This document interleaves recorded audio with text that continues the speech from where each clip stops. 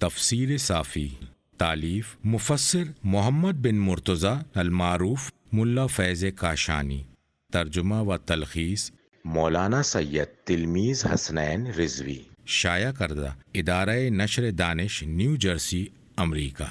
سورۃ الشعراء، یہ مکمل سورہ مکہ مکرمہ میں نازل ہوا سوائے اللہ تعالیٰ کے مذکورہ قول سے آخر سورہ تک۔ سورہ شعراء آیت 224 سے 227 یہ آیتیں مدینہ منورہ میں نازل ہوئیں۔ اس سورے میں آیتوں کی تعداد 227 ہے۔ بسم اللہ الرحمن الرحیم، اللہ کے نام سے جو بڑا مہربان اور نہایت مشفق ہے۔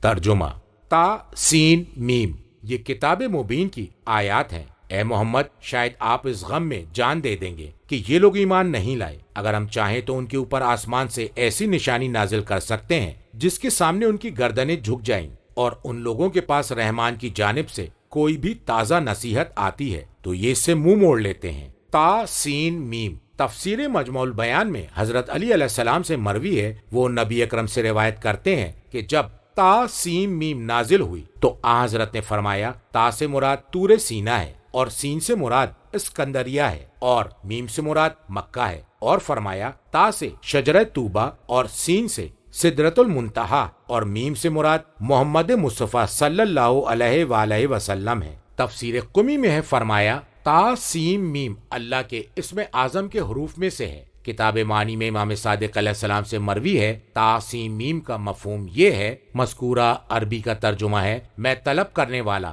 سننے والا، آغاز کرنے والا اور لوٹانے والا ہوں۔ مذکور آیت کا ترجمہ ہے، یہ کتاب مبین کی آیات ہیں۔ مذکور آیت کا ترجمہ ہے، اے محمد، شاید آپ اس غم میں جان دے دیں گے۔ مذکور آیت کا ترجمہ ہے، باقی النفس کا مفہوم ہے قاتل النفس کا، آپ خود کو ختم کر لیں گے۔ مذکور آیت کا ترجمہ ہے کہ یہ لوگ ایمان نہیں لائے۔ مذکور آیت کا ترجمہ ہے، اگر ہم چاہیں تو ان کے اوپر آسمان سے ایسی نشانی نازل کر سکتے ہیں۔ آیتن کا مفہوم ہے ایسی رہنمائی جو ایمان تک رسائی دلا دے، اور ایسا امتحان جو اس کے لیے مجبور کر دے۔ مذکور آیت کا ترجمہ ہے، جس کے سامنے ان کی گردنیں جھک جائیں۔ کتاب کافی میں امام صادق علیہ السلام سے مروی ہے کہ قائم علیہ السلام اس وقت تک قیام نہ فرمائیں گے جب تک منادی آسمان سے ندا نہ دے، جسے جوان لڑکی اپنے خیمے میں سن لے، اور مشرق کے رہنے والے اور مغرب کے رہنے والے بھی اسے سن لیں، اور اسی بارے میں یہ مذکورہ آیت نازل ہوئی ہے۔ تفسیر قمی میں امام صادق علیہ السلام سے مروی ہے، فرمایا کہ اس آیت میں یہ ہے کہ مذکور آیت کا ترجمہ ہے، ان کی گردنیں جھک جائیں، اس سے مراد بنی امیہ ہیں، اور یہ ایک چنگھاڑ ہے جو آسمان سے امام صاحب الزماں کے نام پر ہوگی۔ ارشاد مفید میں امام باقر علیہ السلام سے اس آیت کے ذیل میں مروی ہے، امام علیہ السلام نے فرمایا کہ اللہ تعالیٰ عنقریب ان کے ساتھ ایسا کرے گا۔ سوال کیا گیا کہ وہ کون لوگ ہیں؟ فرمایا بنو امیہ اور ان کے پیروکار۔ سوال کیا گیا نشانی کیا ہے؟ فرمایا زوال سے لے کر عصر کے وقت تک سورج بالکل سر کے اوپر ٹھہرا رہے گا، اور سورج کے گولے میں سے سینہ اور چہرہ برآمد ہوگا جو اس کے حسب اور نسب کو پہچانتا ہوگا، اور یہ واقعہ سفیانی کے زمانے میں ہوگا، اور اس وقت سفیانی اور اس کی قوم کی ہلاکت ہوگی۔ کتاب اکمال میں امام رضا علیہ السلام سے ایک حدیث میں مروی ہے جس میں آپ قائم علیہ السلام کے اوصاف کی وضاحت کر رہے تھے۔ فرمایا قائم وہ ہیں جن کی طرف بلانے کے لیے آسمان سے منادی ندا دے گا، جسے زمین پر رہنے والے سب لوگ سنیں گے۔ وہ کہہ رہا ہوگا، مذکور آیت کا ترجمہ ہے، آگاہ ہو جاؤ، حجت خدا کا ظہور اللہ کے گھر کے پاس سے ہو چکا ہے، تم ان کا اتباع کرو، اس لیے کہ حق ان کے ساتھ ہے اور ان میں ہے، اور وہ اللہ تعالیٰ کا قول ہے۔ مذکور آیت کا ترجمہ ہے، اور ان لوگوں کے پاس رحمان کی جانب سے جب بھی کوئی تازہ نصیحت آتی ہے جسے اللہ اپنے نبی پر وحی کے ذریعے نازل فرماتا ہے، اور وہ وحی نئی ہوتی ہے۔ مذکور آیت کا ترجمہ ہے، تو یہ لوگ اس سے منہ موڑ لیتے ہیں، یعنی یہ لوگ سر نو روگردانی کرتے ہیں، اور جس عقیدے پر ہیں اس پر مصر ہیں۔ ترجمہ: جبکہ یہ جھٹلا چکے ہیں تو عنقریب جلد ہی ان کے پاس اس چیز کی خبریں آئیں گی جس کا وہ مذاق اڑایا کرتے تھے۔ کیا انہوں نے زمین کی طرف نظر نہیں کی کہ ہم نے اس زمین میں ہر رنگ کی عمدہ عمدہ چیزیں وافر مقدار میں اگائی ہیں؟ یقیناً اس میں قدرت کی ایک بڑی نشانی ہے، لیکن ان کی اکثریت اس بات کو تسلیم کرنے والی نہیں، اور بے شک آپ کا رب ہی غالب اور مشفق ہے۔ اور یاد کیجئے جب آپ کے رب نے موسیٰ علیہ السلام کو آواز دی کہ اے موسیٰ،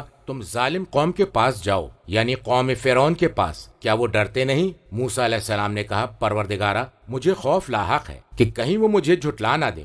مذکور آیت کا ترجمہ ہے جبکہ یہ جھٹلا چکے ہیں، روگردانی کے بعد انہوں نے ذکر یعنی قرآن کو جھٹلا دیا اور اس کی تکذیب میں اس قدر آگے بڑھ گئے جس نے انہیں استہزاء تک پہنچا دیا، یعنی وہ مذاق اڑانے لگے۔ مذکور آیت کا ترجمہ ہے تو عنقریب جلد ہی ان کے پاس اس چیز کی خبریں آئیں گی جس کا وہ مذاق اڑایا کرتے تھے کہ یہ حق ہے، یہ باطل ہے، اور حق بات یہ ہے کہ اس کی تصدیق کی جائے گی اور اس کی منزلت کی عظمت کو پہچانا جائے یا اس کی تکذیب کر کے اس کے امر کو سبک جانا جائے۔ مذکور آیت کا ترجمہ ہے کیا انہوں نے زمین کی طرف نظر نہیں کی، یعنی زمین کے عجائبات کا بنظر غائر مشاہدہ نہیں کیا۔ مذکور آیت کا ترجمہ ہے کہ ہم نے اس زمین میں ہر رنگ کی عمدہ عمدہ چیزیں وافر مقدار میں اگائی ہیں۔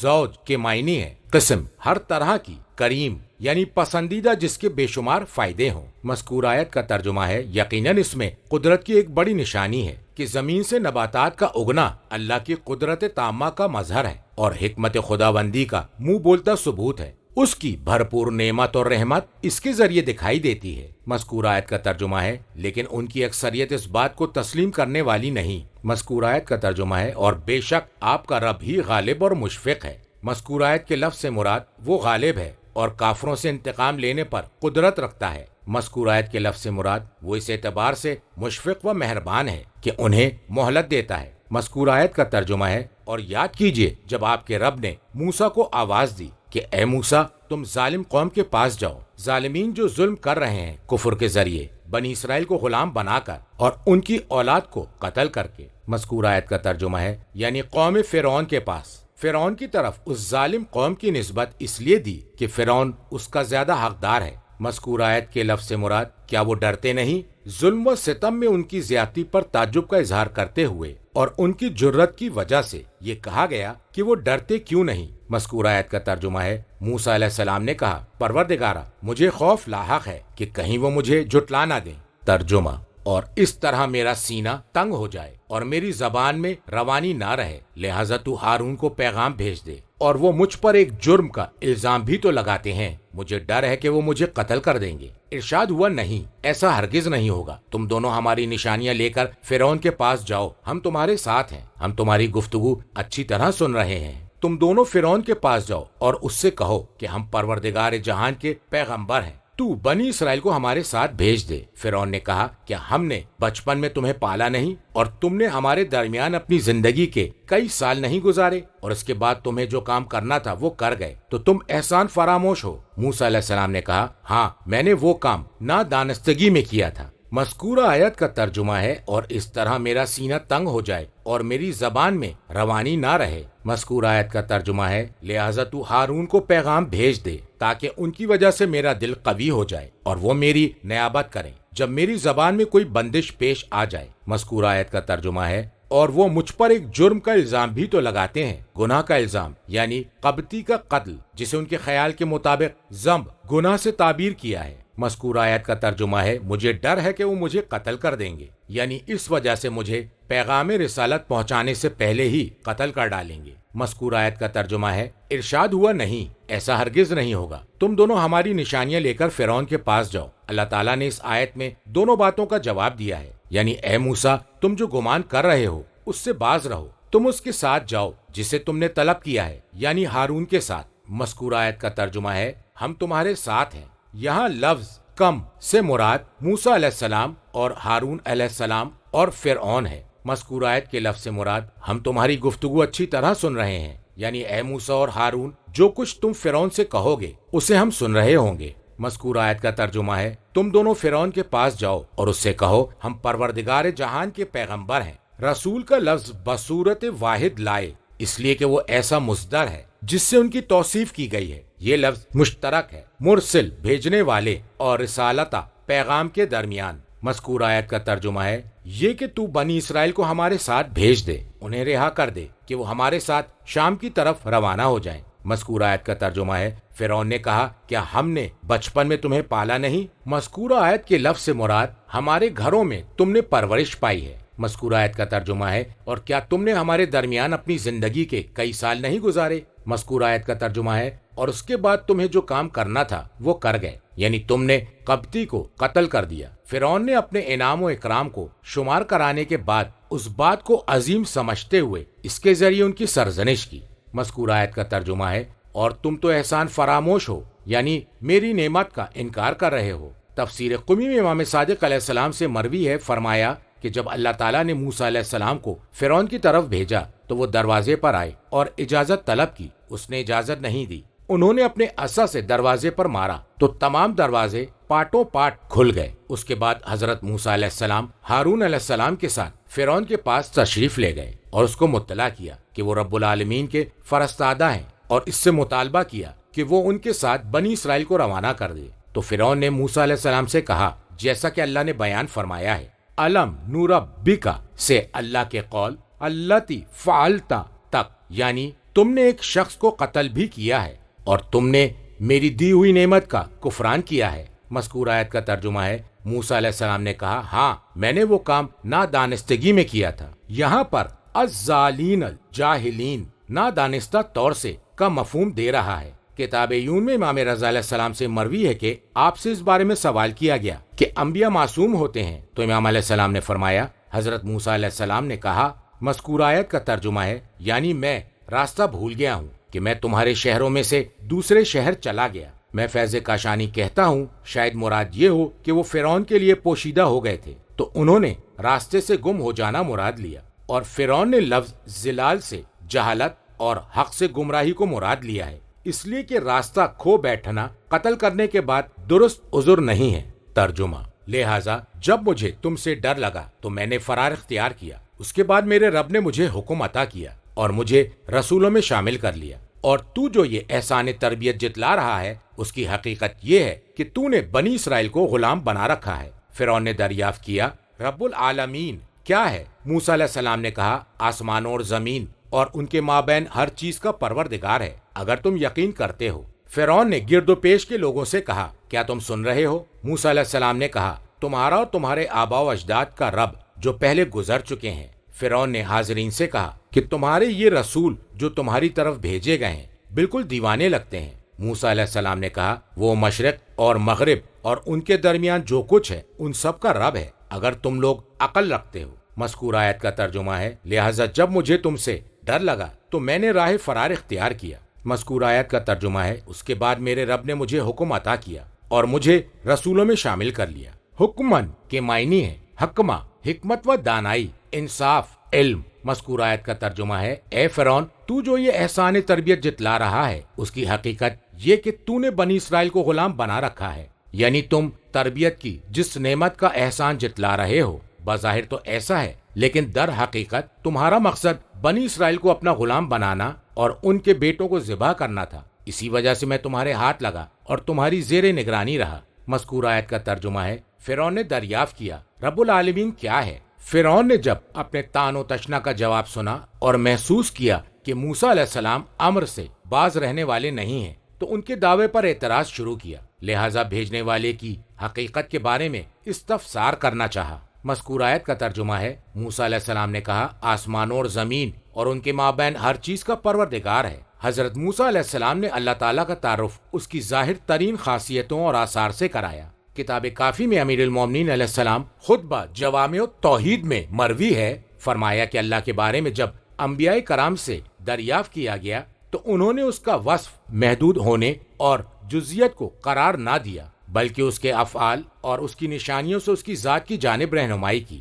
مذکور آیت کا ترجمہ ہے، اگر تم یقین کرتے ہو، یعنی اگر تمہیں اس بات کا علم ہے۔ مذکور آیت کا ترجمہ ہے، فرعون نے گرد و پیش کے لوگوں سے کہا، کیا تم سن رہے ہو کہ موسیٰ کیا جواب دے رہے ہیں؟ میں نے رب العالمین کی حقیقت دریافت کی تھی اور وہ اس کے افعال کا ذکر کر رہے ہیں۔ تفسیر قمی میں ہے، فرمایا کہ فرعون نے اللہ کی کیفیت کے بارے میں دریافت کیا تھا۔ موسیٰ علیہ السلام نے جواب دیا، رب السماوات والارض وما بینہما ان کنتم موقنین۔ تو فرعون نے اس بات سے حیران ہو کر اپنے اصحاب سے کہا، الا تستمعون، تم نے سنا نہیں کہ میں ان سے کیفیت کا سوال کر رہا ہوں اور یہ مجھے حق کے بارے میں جواب دے رہے ہیں؟ میں فیض کاشانی کہتا ہوں یہ جواب دے رہے ہیں ثبوت حق کا۔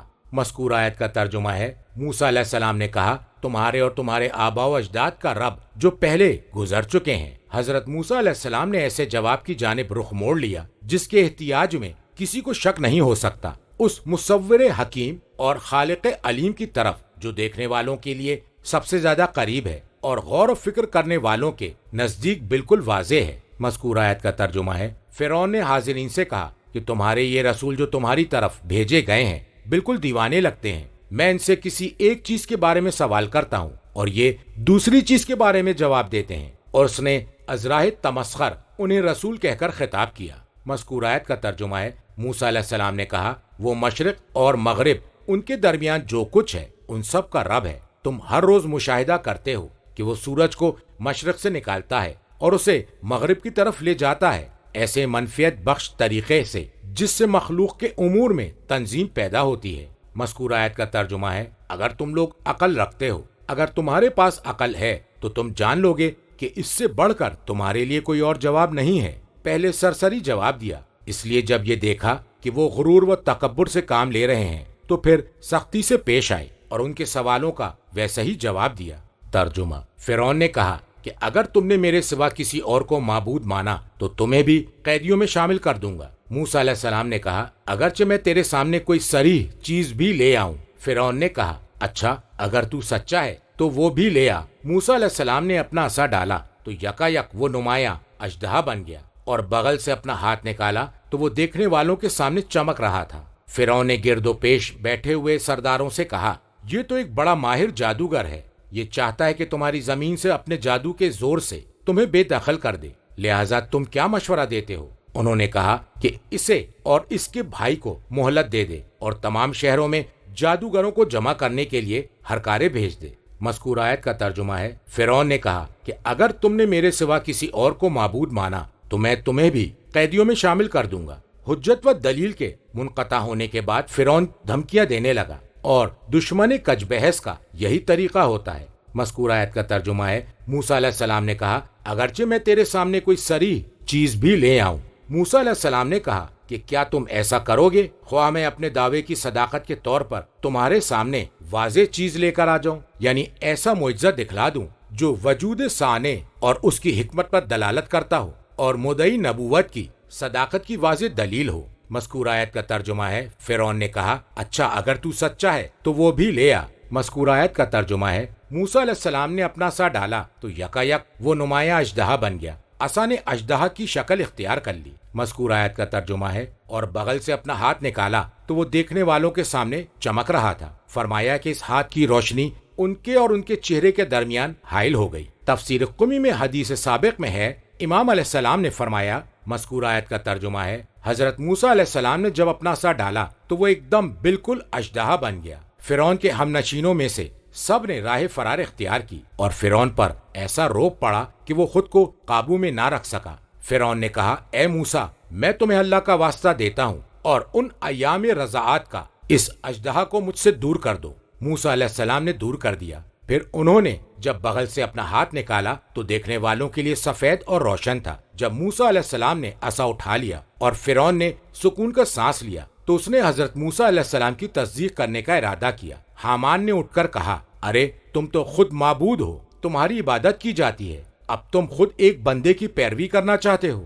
مذکور آیت کا ترجمہ ہے، فرعون نے گرد و پیش بیٹھے ہوئے سرداروں سے کہا کہ یہ تو بڑا ماہر جادوگر ہے۔ مذکور آیت کا ترجمہ ہے، علم سحر میں سب سے بڑھ کر ہے۔ مذکور آیت کا ترجمہ ہے، یہ چاہتا ہے کہ تمہاری زمین سے اپنے جادو کے زور پر تمہیں بے دخل کر دے۔ مذکور آیت کا ترجمہ ہے، لہٰذا تم کیا مشورہ دیتے ہو؟ معجزے کے غلبے نے اسے ایسا زچ کیا کہ وہ دعوی ربوبیت سے نیچے آ کر اپنی قوم کے افراد سے مشورہ طلب کرنے لگا۔ مذکور آیت کا ترجمہ ہے، انہوں نے کہا کہ اسے اور اس کے بھائی کو مہلت دے دے، یعنی ان کے امر کو کسی اور وقت پر اٹھا رکھو۔ مذکور آیت کا ترجمہ ہے، اور تمام شہروں میں جادوگروں کو جمع کرنے کے لیے ہرکارے بھیج دو، پولیس کے سپاہی جو جادوگروں کو جمع کریں۔ ترجمہ، تاکہ وہ ہر ماہر جادوگر کو تیرے پاس لے آئیں۔ چنانچہ ایک روز مقررہ وقت پر تمام جادوگر جمع کر لیے گئے اور لوگوں سے کہا گیا، کیا تم اس اجتماع میں شرکت کرو گے؟ ہو سکتا ہے ہم جادوگروں کے دین پر رہ جائیں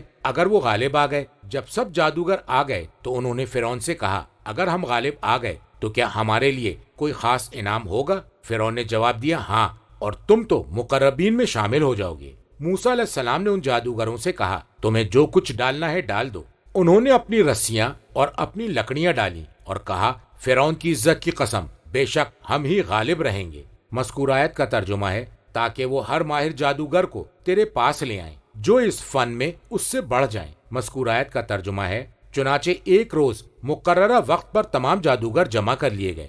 جب مقررہ دن اس کام کے لیے وقت معین کیا گیا اور وہ زینت والے دن چاشت کا وقت تھا، جیسا کہ سورہ طٰہٰ کی آیت نمبر 59 کے ذیل میں بیان کیا جا چکا ہے۔ مذکور آیت کا ترجمہ ہے اور لوگوں سے کہا گیا کیا تم اس اجتماع میں شرکت کرنا پسند کرو گے؟ اس آیت میں ان لوگوں کو اجتماع میں شرکت کے لیے استبطاء تاخیر سے آنا، سست روی اختیار کرنا ہے تاکہ انہیں ابھارا جائے کہ وہ جلد از جلد اجتماع میں شرکت کے لیے آ جائیں۔ مذکور آیت کا ترجمہ ہے ہو سکتا ہے ہم جادوگر کے دین پر رہ جائیں اگر وہ غالب آ گئے۔ گویا کہ ان کا مزمع نظر اور مقصود اصلی یہی تھا کہ نہ تو وہ موسیٰ علیہ السلام کا اتباع کریں اور نہ ہی جادوگروں کا۔ انہوں نے یہ بات بطور کنایہ بیان کی ہے۔ مذکور آیت کا ترجمہ ہے جب سب جادوگر آ گئے تو انہوں نے فرعون سے کہا۔ مذکور آیت کا ترجمہ ہے اگر ہم غالب آ گئے تو کیا ہمارے لیے کوئی خاص انعام ہوگا؟ مذکور آیت کا ترجمہ ہے فرعون نے جواب دیا ہاں، اور تم تو مقربین میں شامل ہو جاؤ گے۔ فرعون نے ان کے لیے انعام مقرر کیا اور غالب آ جانے پر اس پر مزید اپنی قربت کا وعدہ کیا۔ مذکور آیت کا ترجمہ ہے موسیٰ علیہ السلام نے ان جادوگروں سے کہا تمہیں جو کچھ ڈالنا ہے ڈال دو۔ یعنی جب ان جادوگروں نے موسیٰ علیہ السلام سے کہا اے موسیٰ کیا آپ ڈالیں گے یا ہم ڈالنے والوں میں ہوں؟ مذکور آیت کا ترجمہ ہے انہوں نے اپنی رسیاں اور اپنی لکڑیاں ڈالیں۔ مذکور آیت کا ترجمہ ہے اور انہوں نے کہا فرعون کی عزت کی قسم، بے شک یقیناً ہم ہی غالب رہیں گے۔ ان جادوگروں نے فرعون کی عزت کی قسم اس لیے کھائی کہ انہیں اپنے اوپر بھروسہ تھا کہ وہ غالب آ کر رہیں گے، اور دوسری وجہ یہ تھی کہ وہ اپنے اندازے کے مطابق بہترین جادوگری پیش کر رہے تھے، اور اس قسم کی قسم زمانے جاہلیت میں کھائی جاتی تھی، لیکن اسلام میں صرف اللہ کے نام کی قسم کھانا درست ہے۔ ترجمہ موسیٰ علیہ السلام نے اپنا عصا ڈال دیا تو وہ ان کے جھوٹے جادو کو نگلنے لگا۔ جادوگر یہ منظر دیکھ کر سجدے میں گر گئے۔ انہوں نے کہا ہم رب العالمین پر ایمان لائے، موسیٰ علیہ السلام اور ہارون علیہ السلام کے پروردگار پر۔ فرعون بولا تم نے میری اجازت کے بغیر موسیٰ کی بات تسلیم کر لی، یہ ضرور کوئی تمہارا بڑا ہے جس نے تمہیں جادو سکھایا ہے۔ ان قریب تمہیں پتہ چل جائے گا، میں تمہارے ہاتھوں اور پیروں کو مخالف سمتوں سے کٹواؤں گا اور تم سب کو سولی پر چڑھا دوں گا۔ انہوں نے کہا کوئی مذائقہ نہیں، ہم تو پلٹ کر اپنے رب کے حضور میں جائیں گے۔ ہم اس امر کے خواہش مند ہیں کہ ہمارا پروردگار ہماری خطاؤں سے درگزر کرے، کیونکہ سب سے پہلے ہم ایمان لائے ہیں۔ مذکور آیت کا ترجمہ ہے موسیٰ نے اپنا عصا ڈال دیا تو وہ ان کے جھوٹے جادو کو نگلنے لگا۔ مذکور آیت کے لفظ سے مراد جسے وہ الٹ پلٹ رہے تھے، لوگوں کو حیران و ششدر کرنے اور جال سازی کے لیے لوگ ان کی رسیوں اور لکڑیوں کو دیکھ کر یہ سمجھ رہے تھے کہ یہ سانپ ہیں جو دوڑ رہے ہیں۔ مذکور آیت کا ترجمہ ہے جادوگر یہ منظر دیکھ کر سجدے میں گر گئے، اس لیے کہ وہ جانتے تھے کہ موسیٰ نے جو کچھ کیا وہ جادو سے نہیں کیا جا سکتا، اور سجدے میں گر جانے کو لفظ القا سے تعبیر کیا تاکہ ما قبل جملے سے مشابہ ہو جائے۔ ان کا یہ عمل دلالت کرتا ہے کہ انہوں نے جو کچھ دیکھنا تھا جب اسے دیکھ لیا تو وہ خود کو قابو میں نہ رکھ سکے، گویا کہ انہیں پکڑا گیا اور انہیں چہرے کے بل جھکا دیا گیا، یعنی اللہ تعالیٰ نے انہیں سجدے میں گرا دیا جب انہیں توفیق سے نوازا۔ مذکور آیت کا ترجمہ ہے انہوں نے کہا ہم رب العالمین پر ایمان لائے۔ مذکور آیت کا ترجمہ ہے موسیٰ علیہ السلام اور ہارون علیہ السلام کے پروردگار پر۔ رب موسیٰ و ہارون علیہ السلام وضاحت کرنے کی غرض سے رب العالمین کا بدل ہے اور توہم کو دور کرنا ہے، اور اس امر کی جانب اشارہ کرنا ہے کہ ان کے ایمان قبول کرنے کا باعث وہ عمل ہے جو موسیٰ اور ہارون علیہ السلام کے ہاتھوں انجام پانے والا ہے۔ مذکور آیت کا ترجمہ ہے فرعون بولا تم نے میری اجازت کے بغیر موسیٰ کی بات تسلیم کر لی۔ مذکور آیت کا ترجمہ ہے یہ ضرور تمہارا کوئی بڑا ہے جس نے تمہیں جادو سکھایا ہے، جس نے تمہیں کچھ سکھایا اور کچھ چھوڑ دیا جس سے تم غالب آ جاتے، یا اس نے تم سے وعدہ کیا تھا جس پر تم باہم متفق ہو جاتے۔ اس نے اپنی قوم کو شبہ میں ڈالنا چاہا تاکہ وہ یہ نہ سمجھیں کہ ان لوگوں نے بصیرت کے ساتھ حق کو ظاہر ہونے پر ایمان قبول کیا ہے۔ مذکور آیت کا ترجمہ ہے ان قریب تمہیں پتہ چل جائے گا کہ تم نے جو کچھ کیا ہے اس کی شامت اعمال کیا ہوگی۔ مذکور آیت کا ترجمہ ہے میں ضرور بے ضرور تمہارے ہاتھوں اور پیروں کو مخالف سمتوں سے کٹوا دوں گا۔ مذکور آیت کا ترجمہ ہے اور تم سب کو سولی پر چڑھا دوں گا۔ مذکور آیت کا ترجمہ ہے انہوں نے کہا کوئی مذائقہ نہیں، ہم تو پلٹ کر اپنے رب کے حضور میں جائیں گے۔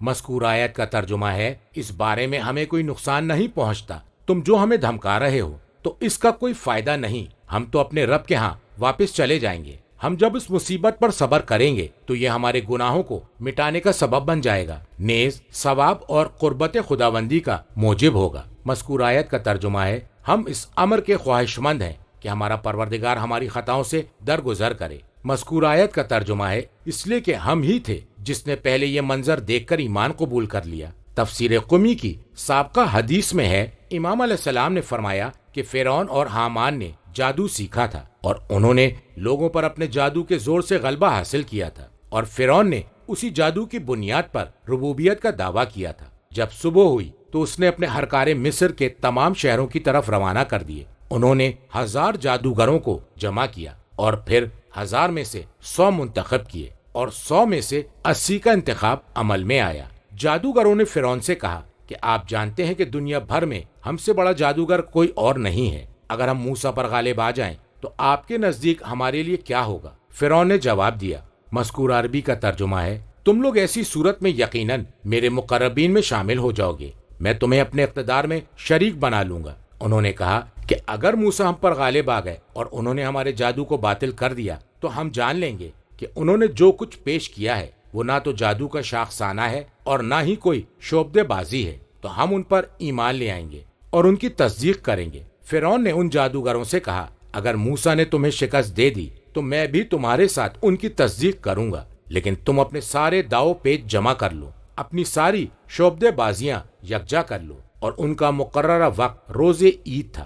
جب چاشت کا وقت ہو گیا اور فرعون نے لوگوں کو اور جادوگروں کو اکٹھا کر لیا، اس کا ایک قبہ تھا جس کی لمبائی آسمان میں 80 ہاتھ تھی، جس پر لوہے اور سیقل شدہ فولاد کا خول چڑھا ہوا تھا۔ جب اس پر دھوپ پڑتی تھی تو پھر کوئی بھی اس گنبد کی طرف نظر نہیں کر سکتا تھا۔ لوہے کی براقی اور سورج کی چمک کے سبب فرعون اور حامان آئے اور اس گنبد پر بیٹھ کر نظارہ کرنے لگے، اور موسیٰ علیہ السلام آسمان کی طرف دیکھنے لگے۔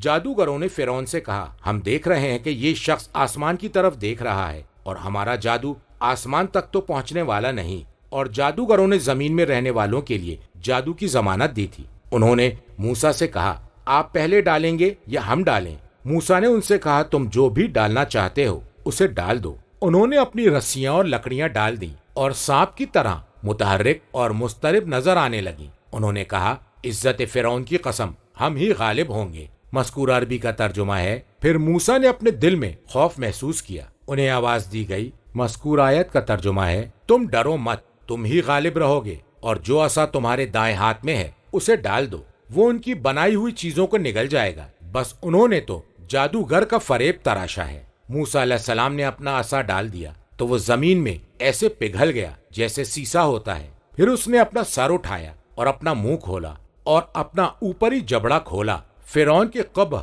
کی طرف پھر گھوما اور نچلے ہونٹ کو ڈھیلا کیا اور جادوگروں کی لکڑیوں اور رسیوں کو نگل گیا۔ وہ سب کے سب مغلوب ہو گئے۔ لوگوں نے شکست کھائی جب اژدہے کو دیکھا اور اس کی عظمت اور ہولناکی کا مشاہدہ کیا جسے کسی آنکھ نے نہیں دیکھا تھا اور نہ ہی کسی بیان کرنے والے نے اس جیسی کوئی بات بیان کی تھی۔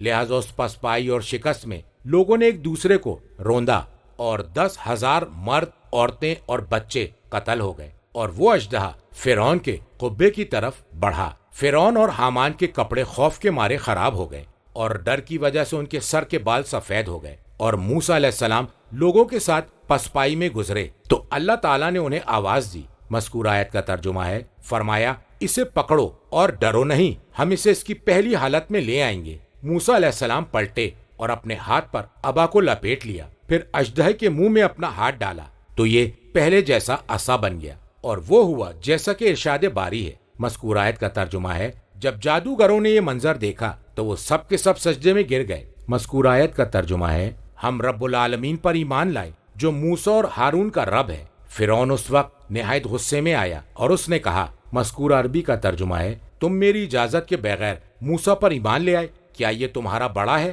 مذکور عربی کا ترجمہ ہے جس نے تمہیں جادو سکھایا ہے؟ انہوں نے جواب دیا جیسا کہ قرآن نے کہا ہے، لا زیرہ، کوئی مذائقہ نہیں۔ تو فرعون نے ان جادوگروں کو جو موسیٰ علیہ السلام پر ایمان لائے تھے قید خانے میں ڈال دیا، یہاں تک کہ اللہ تعالیٰ نے فرعون اور اس کی قوم پر طوفان، ٹڈی، چیچڑی، جوں، مینڈک اور خون کو نازل کیا۔ تو فرعون نے ان جادوگروں کو آزاد کر دیا۔ ترجمہ: اور ہم نے موسیٰ علیہ السلام کی طرف وحی بھیجی کہ راتوں رات میرے بندوں کو لے کر نکل جاؤ، یقیناً تمہارا پیچھا کیا جائے گا۔ فرعون نے شہروں میں فوج کو جمع کرنے کے لیے نمائندے روانہ کر دیے اور کہلا بھیجا کہ ان کی تعداد تو بہت کم ہے اور انہوں نے ہمیں غصہ دلایا ہے اور ہم سب کے سب چوکنا ہیں، ساز و سامان سے لیس۔ ہم نے انہیں باغات اور چشموں سے نکال باہر کر دیا ہے اور خزانوں اور باعزت مقامات سے بھی، اور ہم نے بنی اسرائیل کو انہی چیزوں کا وارث بنا دیا۔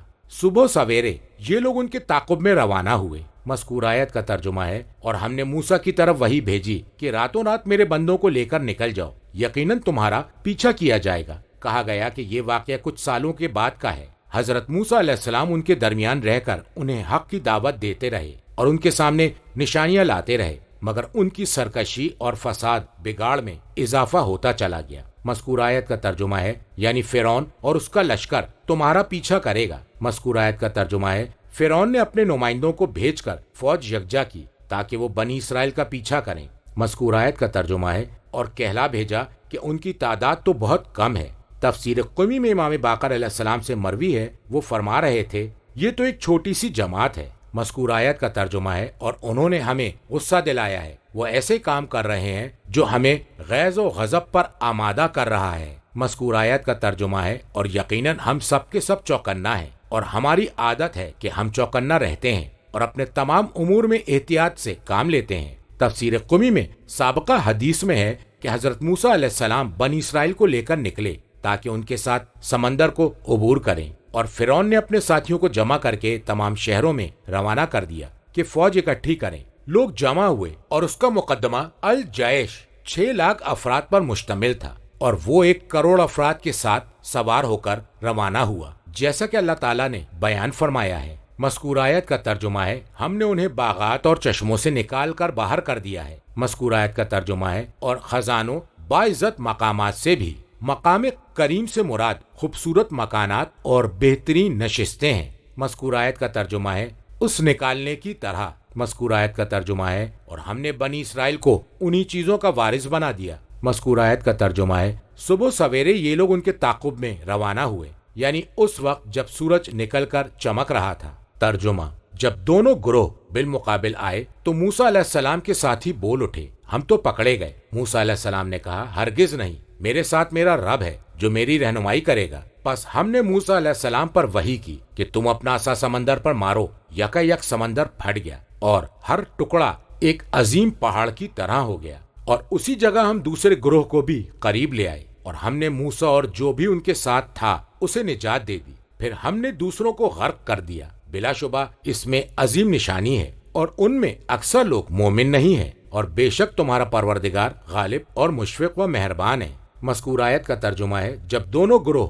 بالمقابل آ گئے، اتنے قریب آئے کہ دونوں ایک دوسرے کو دیکھ رہے تھے۔ مذکور آیت کا ترجمہ ہے، تو موسیٰ علیہ السلام کے ساتھی بول اٹھے کہ ہم تو پکڑے گئے، یہ فرعونی ہمیں آ کر پکڑ لیں گے۔ مذکور آیت کا ترجمہ ہے، موسیٰ علیہ السلام نے کہا، ہرگز نہیں، یہ ہرگز تمہیں نہ پا سکیں گے، اس لیے کہ اللہ نے ان سے چھٹکارا دلانے کا وعدہ کیا ہے۔ مذکور آیت کا ترجمہ ہے، بے شک میرے ساتھ میرا رب حفاظت و نصرت کے لیے ہے، اور وہی ان سے نجات کا راستہ بتائے گا۔ مذکور آیت کا ترجمہ ہے، پس ہم نے موسیٰ پر وحی کی کہ تم اپنا عصا سمندر پر مارو، یکا یک سمندر پھٹ گیا۔ انہوں نے اپنا عصا سمندر پر مارا اور سمندر پھٹ گیا۔ مذکور آیت کا ترجمہ ہے، اور ہر ٹکڑا ایک عظیم پہاڑ کی طرح ہو گیا، جیسے کوئی بلند پہاڑ اپنی جگہ پر جا گزی ہو، وہ اس کی گھاٹی اور درے میں داخل ہو گئے۔ مذکور آیت کے لفظ سے مراد اور ہم نے قریب کر دیا۔ مذکور آیت کا ترجمہ ہے، اس جگہ دوسرے گروہ کو بھی، یعنی فرعون اور اس کی قوم کو، کہ وہ بھی ان کے پیچھے پیچھے ان دروں میں داخل ہو گئے۔ مذکور آیت کا ترجمہ ہے، اور ہم نے موسیٰ علیہ السلام اور جو بھی ان کے ساتھ تھا ان سب کو نجات دے دی، سمندر کو اس حالت میں محفوظ رکھ کر تاکہ وہ لوگ عبور کر جائیں۔ مذکور آیت کا ترجمہ ہے، پھر ہم نے دوسروں کو غرق کر دیا کہ موجوں نے ان کو ڈھانپ لیا۔ مذکور آیت کا ترجمہ ہے، بلا شبہ اس میں عظیم نشانی ہے۔ مذکور آیت کا ترجمہ ہے، اور ان میں اکثر لوگ مومن نہیں ہیں۔ یہ ان کی تعداد بتلائی جا رہی ہے جنہیں موسیٰ علیہ السلام نے متنبع کیا تھا، اس لیے کہ ان میں سے کسی نے بھی ایمان قبول نہیں کیا تھا۔ مصر میں جو قبطی بچ گئے تھے اور بنی اسرائیل نے بھی نجات پانے کے بعد گائے طلب کی جس کی وہ پرستش کرنے لگے، اور انہوں نے بچڑا بھی بنا لیا اور کہا، مذکور عربی کا ترجمہ ہے، ہم ہرگز آپ پر ایمان نہ لائیں گے جب تک اللہ کو اپنی آنکھوں سے نہ دیکھ لیں۔ مذکور آیت کا ترجمہ ہے، اور بے شک تمہارا رب غالب اور مشفق و مہربان ہے۔ مذکور آیت کے لفظ سے مراد دشمنوں سے انتقام لینے والا، مذکور آیت کے لفظ سے مراد دوستوں پر مہربان۔ تفسیر قمی میں سابقہ حدیث میں ہے کہ جب موسیٰ علیہ السلام سمندر کے قریب ہوئے اور فرعون موسیٰ علیہ السلام کے نزدیک آیا تو اصحاب موسیٰ نے کہا، ہم تو پکڑے گئے۔ موسیٰ علیہ السلام نے جواب دیا، ایسا ہرگز نہیں، اللہ میرے ساتھ ہے، وہی میری رہنمائی کرے گا، یعنی مجھے نجات دے گا۔ موسیٰ علیہ السلام سمندر سے قریب ہوئے اور اس سے کہا کہ پھٹ جا۔ سمندر نے جواب دیا، اے موسیٰ، کیا میں استکبار، نافرمانی، تکبر کروں کہ تمہارے لیے پھٹ جاؤں؟ میں نے پلک جھپکتے ہوئے بھی کبھی اللہ کی نافرمانی نہیں کی، اور گناہگار تو در حقیقت آپ کے درمیان تھا۔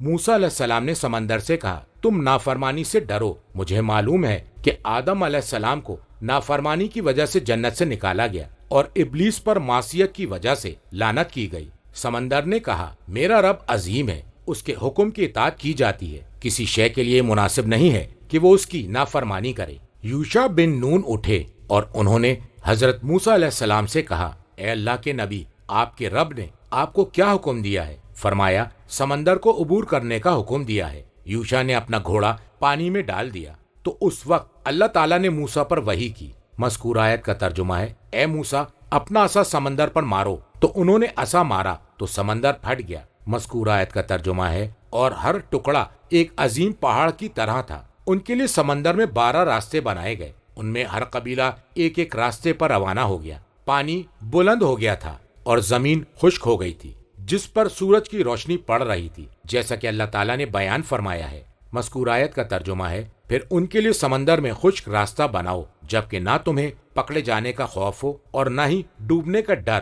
موسیٰ علیہ السلام اور ان کے ساتھی سمندر میں داخل ہو گئے، اور ان کے اصحاب 12 بیٹوں کی اولاد تھے، لہٰذا اللہ تعالیٰ نے ان میں سے ہر ایک کے لیے سمندر میں الگ الگ 12 راستے بنا دیے۔ ہر قبیلہ اپنے اپنے راستے پر چلا، اور پانی ان کے سروں پر اس طرح بلند تھا جیسے پہاڑ ہو۔ وہ قبیلہ جو موسیٰ علیہ السلام کے ساتھ تھا وہ راستے میں ڈرنے لگا، اور اس نے موسیٰ علیہ السلام سے دریافت کیا، ہمارے بھائی بند کہاں ہیں؟ حضرت موسیٰ علیہ السلام نے جواب دیا، تمہارے ساتھ سمندر میں۔ لوگوں نے موسیٰ علیہ السلام کی اس بات کو تسلیم نہ کیا تو اللہ تبارک و تعالیٰ نے سمندر کو حکم دیا تو اس میں روشن دان بن گئے، اور وہ ایک دوسرے کو دیکھنے لگے اور ایک دوسرے سے گفتگو کرنے لگے۔ فرعون اور اس کا لشکر آ گیا۔ جب وہ سمندر تک پہنچا تو اس نے لوگوں سے کہا، کیا تمہیں معلوم نہیں کہ میں تمہارا رب اعلیٰ ہوں؟ میرے لیے سمندر میں راستہ بنایا گیا ہے۔ کسی نے بھی سمندر میں جانے کی ہمت نہیں کی، اور پانی کی ہولناکی کے سبب گھوڑوں نے بھی سمندر میں جانے سے انکار کر دیا۔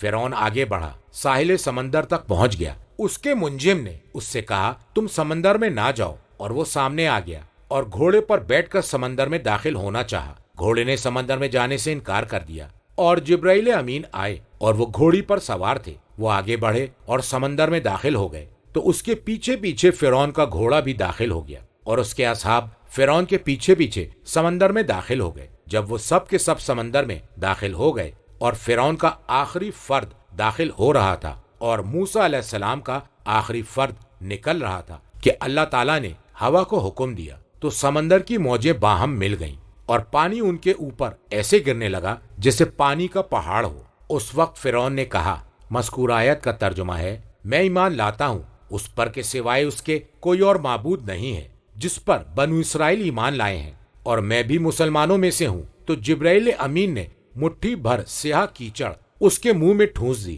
پھر کہا، مذکور آیت کا ترجمہ ہے، کیا اب ایمان لاتا ہے جبکہ پہلے تو نافرمان تھا اور تو فساد کرنے والوں میں سے تھا؟ اور اس داستان کا کچھ حصہ سورہ یونس کی آیت 90 تا 91 کے ذیل میں اور سورہ طٰہٰ کی آیت نمبر 77 کے ذیل میں گزر چکا ہے۔ کتاب کافی میں امام صادق علیہ السلام سے مروی ہے کہ ایک گروہ جو حضرت موسیٰ علیہ السلام پر ایمان لایا، اس نے کہا کہ اگر فرعون کا لشکر آ گیا تو ہم ان کے ساتھ ہو جائیں گے اور ہم اس کی دنیاوی دولت سے فائدہ اٹھائیں گے۔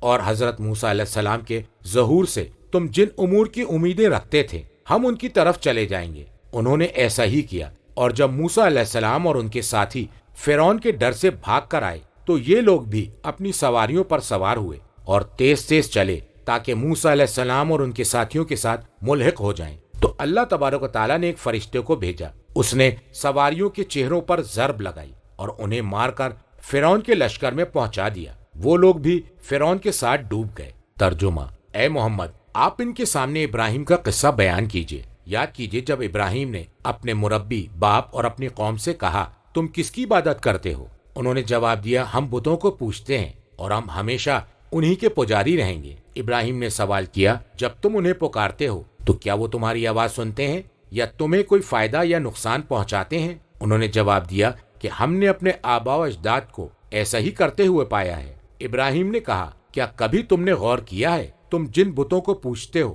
تم اور تمہارے اگلے باپ دادا یہ سب کے سب میرے دشمن ہیں سوائے جہانوں کے پروردگار کے۔ مذکور آیت کا ترجمہ ہے اے محمد آپ ان کے سامنے ابراہیم کا قصہ بیان کیجیے۔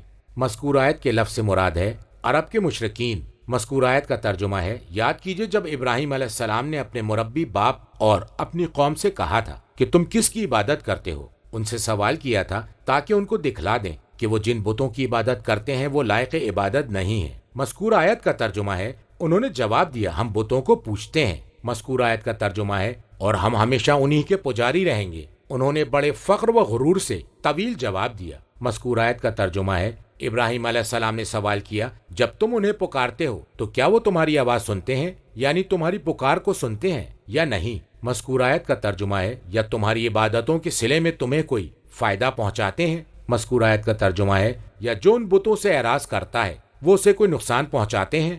مذکور آیت کا ترجمہ ہے انہوں نے جواب دیا ہم نے اپنے آباء و اجداد کو ایسا ہی کرتے ہوئے پایا ہے۔ وہ حضرت ابراہیم علیہ السلام کا جواب دینے سے قاصر رہے تو انہوں نے تقلید کا سہارا لیا، یعنی یہ کہ ہم اپنے باپ دادا کی تقلید میں بتوں کو پوجتے ہیں۔ مذکور آیت کا ترجمہ ہے ابراہیم علیہ السلام نے کہا کیا تم نے کبھی غور کیا ہے کہ تم جن بتوں کو پوجتے ہو؟ مذکور آیت کا ترجمہ ہے تم اور تمہارے اگلے باپ دادا۔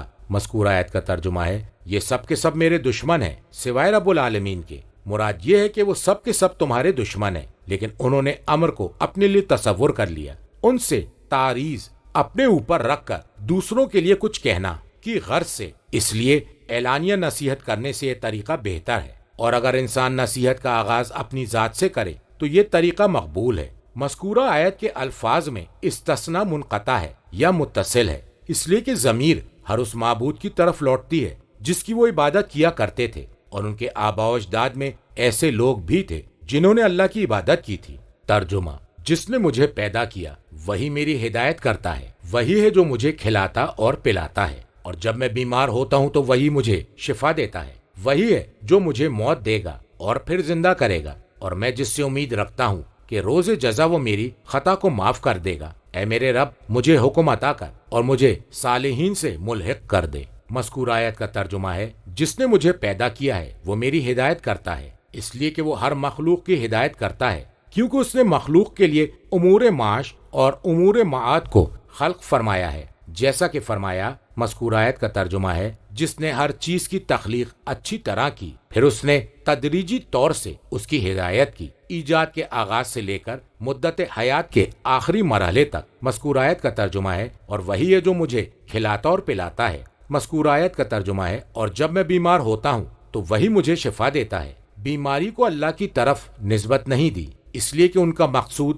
نعمتوں کو گنوانا ہے، اور بیماری اکثر اوقات کھانے اور پینے میں افراد کی وجہ سے ظہور پذیر ہوتی ہے، اور اللہ کے اوامر و نواہی کو تسلیم نہ کرنے کی وجہ سے ہوتی ہے، جیسا کہ اللہ تبارک و تعالیٰ نے فرمایا ہے۔ مذکور آیت کا ترجمہ ہے تم تک جو بھی مصیبت پہنچتی ہے وہ خود تمہارا اپنا کیا دھرا ہوتا ہے۔ مذکور آیت کا ترجمہ ہے اور وہی ہے جو مجھے موت دے گا اور پھر زندہ کرے گا۔ موت کو دیگر نعمتوں میں شمار کیا اور اس کی اضافت اللہ کی طرف دی ہے، اس لیے کہ موت صاحب کمال کے لیے اپنے محبوب سے وصل اور ملاپ کا ایک ذریعہ ہے، جس کے سامنے دنیاوی زندگی ہیچ نظر آتی ہے۔ نیز موت طرح طرح کی پریشانیوں اور مصائب و شدائد سے چھٹکارے کا وسیلہ ہے۔ پھر اللہ وہ ہے جو آخرت میں دوبارہ زندہ کرے گا۔ مذکور آیت کا ترجمہ ہے، اور میں جس سے امید رکھتا ہوں کہ روز جزا وہ میری خطا کو معاف کر دے گا۔ خطاؤں کی مغفرت کا تذکرہ اپنے نفس کو مطیع و منقاد کرنے اور امت کو درس دینے کے لیے کیا ہے کہ وہ گناہوں سے اجتناب کریں اور ہوشیار رہیں، اور یہ دعا مانگتے رہیں کہ ان سے جو زیادتیاں ہوتی ہیں انہیں معاف کر دیا جائے، اور طلب مغفرت ان امور کے لیے جو پہلے سے مختلف واقع نہ ہوں۔ اور خطیئتی غلطی کو 3 کلمات پر محمول کیا گیا ہے۔ مذکور آیت کے لفظ سے مراد میں بیمار ہوں، مذکور آیت کے الفاظ سے مراد بلکہ ان کے بڑے نے یہ کیا ہے، اور ابراہیم علیہ السلام کا اپنی بیوی کے لیے یہ کہنا کہ یہ میری بہن ہے، تو انہیں غلطیاں نہیں کہا جا سکتا، کیونکہ یہ تعریض کسی پر رکھ کر کوئی بات کہنا ہے۔ مذکور آیت کا ترجمہ ہے، اے میرے رب مجھے حکم عطا کر۔ حکم یعنی علم و عمل میں کمال، جس کے ذریعے وہ حق کی جانشینی، خلافت اور خلق کی ریاست و حکومت کے لیے تیار ہو جائیں۔ مذکور آیت کا ترجمہ ہے، اور مجھے صالحین کے ساتھ ملحق کر دے، اور مجھے توفیق عطا فرما کہ میں عمل میں کمال حاصل کر لوں، تاکہ میں اس کے ذریعے انتظام کروں ان لوگوں کے ساتھ جو صلاح و فلاح میں کاملین میں سے شمار ہوتے ہیں۔ ترجمہ، اور تو میرے لیے آنے والی نسلوں میں سچی زبان قرار دے، اور تو مجھے نعمتوں سے بھری جنتوں کے وارثوں میں شامل کر دے، اور تو میرے مربی باپ کو بخش دے، بے شک وہ گمراہوں میں سے تھا۔ اور جس دن لوگ قبروں سے اٹھائے جائیں گے مجھے رسوا نہ کرنا، جس روز نہ مال سود مند ہوگا اور نہ ہی اولاد، سوائے اس کے کہ جو اللہ کی بارگاہ میں قلب سلیم کے ساتھ آئے، اور جنت کو متقین سے قریب کر دیا جائے گا، اور جہنم بہکے ہوئے لوگوں کے سامنے کھول دی جائے گی، اور ان سے دریافت کیا جائے گا تمہارے وہ معبود کہاں ہیں تم جن کی عبادت کیا کرتے تھے اللہ کو چھوڑ کر؟ کیا وہ تمہاری مدد کر رہے ہیں یا خود اپنے مددگار ہیں؟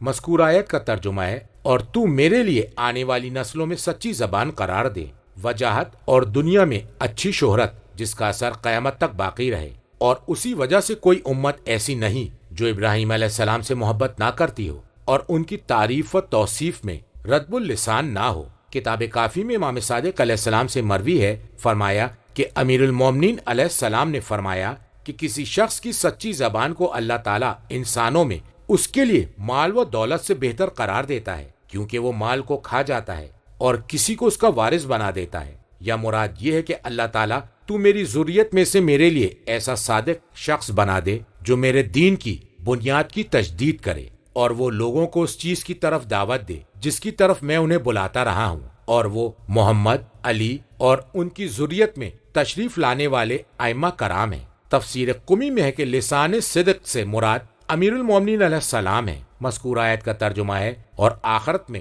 تو مجھے نعمتوں سے بھری جنتوں کے وارثوں میں شامل کر دے۔ جنت کی وراثت کا مفہوم کیا ہے اسے ہم نے اس سے پہلے سورہ مومنون کی آیت 11 کے ذیل میں بیان کر دیا ہے۔ مذکور آیت کا ترجمہ ہے، اے اللہ تو میرے مربی باپ کو بخش دے، بے شک وہ گمراہوں میں سے تھا، اس کی ہدایت کر اور اسے ایمان کی توفیق سے نواز دے، اس لیے کہ وہ حق کے راستے سے بھٹکا ہوا ہے۔ اور ابراہیم علیہ السلام نے اس کے لیے مغفرت کی دعا اس لیے کی کہ اس نے وعدہ کیا تھا کہ وہ عنقریب ایمان لے آئے گا، جیسا کہ ارشاد باری ہے۔ مذکور آیت کا ترجمہ ہے، اور ابراہیم کا اپنے مربی باپ کے لیے مغفرت کی دعا طلب کرنا بس ایک وعدے کے باعث تھا جو انہوں نے اس سے کیا تھا۔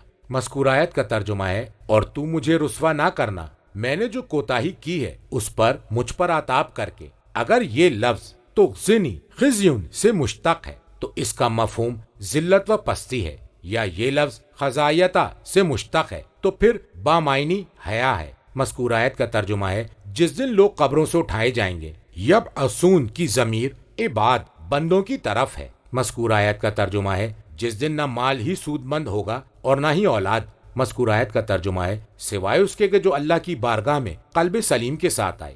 مال اور اولاد دونوں کسی کو فائدہ نہیں پہنچائیں گے سوائے اس کے جو مخلص ہو اور سلیم القلب ہو۔ تفسیر مجموع البیان میں امام صادق علیہ السلام سے مروی ہے، قلب سلیم سے مراد ایسا قلب ہے جو حب دنیا سے محفوظ رہا ہو۔ کتاب کافی میں امام صادق علیہ السلام سے مروی ہے کہ آپ سے اس آیت کے بارے میں دریافت کیا گیا تو آپ نے فرمایا کہ قلب سلیم وہ ہے جو اپنے رب سے ملاقات کرتا ہے اور وہاں اس کے علاوہ کوئی اور نہیں ہوتا۔ امام علیہ السلام نے فرمایا کہ ہر وہ قلب جس میں شرک یا شک ہو وہ قلب ذلیل ہو گیا ہے، اور دنیا سے لا تعلقی کا ارادہ اس لیے ہے تاکہ آخرت کے لیے ان کے دل خالی ہوں۔ کتاب مصباح الشریعہ میں ہے امام صادق علیہ السلام نے فرمایا کہ جو سچی نیت رکھتا ہے وہ صاحب قلب سلیم ہے، اس لیے کہ قلب کی سلامتی مذکورہ وسوسوں سے اپنے تمام امور میں اللہ کے لیے نیت کو خالص رکھنا ہے۔ اس کے بعد آپ نے اس آیت کی تلاوت فرمائی۔ مذکورہ آیت کا ترجمہ ہے، اور جنت کو متقین سے قریب کر دیا جائے گا، وہ اپنے موقف ٹھہرنے کی جگہ سے اسے دیکھیں گے اور مسرور و شاداں ہوں گے کہ انہیں وہاں لے جایا جائے گا۔ مذکورہ آیت کا ترجمہ ہے، اور جہنم بہکے ہوئے لوگوں کے سامنے کھول دی جائے گی تو وہ اسے ظاہر بظاہر دیکھیں گے، اور حسرت و اندوہ ان پر طاری ہوگا کہ وہ اس کی جانب کھینچ کر لے جائے جائیں گے۔ مذکورہ آیت کا ترجمہ ہے، اور ان سے کہا جائے گا تمہارے وہ معبود کہاں ہیں جن کی تم عبادت کیا کرتے تھے۔ مذکورہ آیت کا ترجمہ ہے، اللہ کو چھوڑ کر، یعنی تمہارے وہ معبود کہاں ہیں جنہیں تم اپنا شفیع جانتے ہو۔ مذکورہ آیت کا ترجمہ ہے، کیا وہ تمہاری مدد کر رہے ہیں تم سے عذاب کو دور کر کے؟ مذکورہ آیت کا ترجمہ ہے، یا وہ خود اپنے مددگار ہیں عذاب کو خود سے دور کرنے کے لیے، اس لیے کہ یہ لوگ اور ان کے معبود سب کے سب جہنم میں داخل ہوں گے۔ ترجمہ، پس جہنم کے گڑھے میں وہ لوگ اور تمام گمراہ افراد پھینک دیے جائیں گے، اور ابلیس کی مکمل افواج، اور وہ سب کے سب جہنم میں ایک دوسرے سے جھگڑا کرتے ہوئے کہہ رہے ہوں گے، خدا کی قسم، یقیناً بے شک ہم کھلی ہوئی گمراہی میں تھے، اور جب ہم تمہیں رب العالمین کے ہم پلہ قرار دے رہے تھے، اور ہمیں تو ان مجرموں نے گمراہ کر دیا تھا، اب ہمارا کوئی سفارشی نہیں ہے۔ مذکور آیت کا ترجمہ ہے، پس جہنم کے گڑھے میں وہ لوگ اور تمام گمراہ افراد پھینک دیے جائیں گے،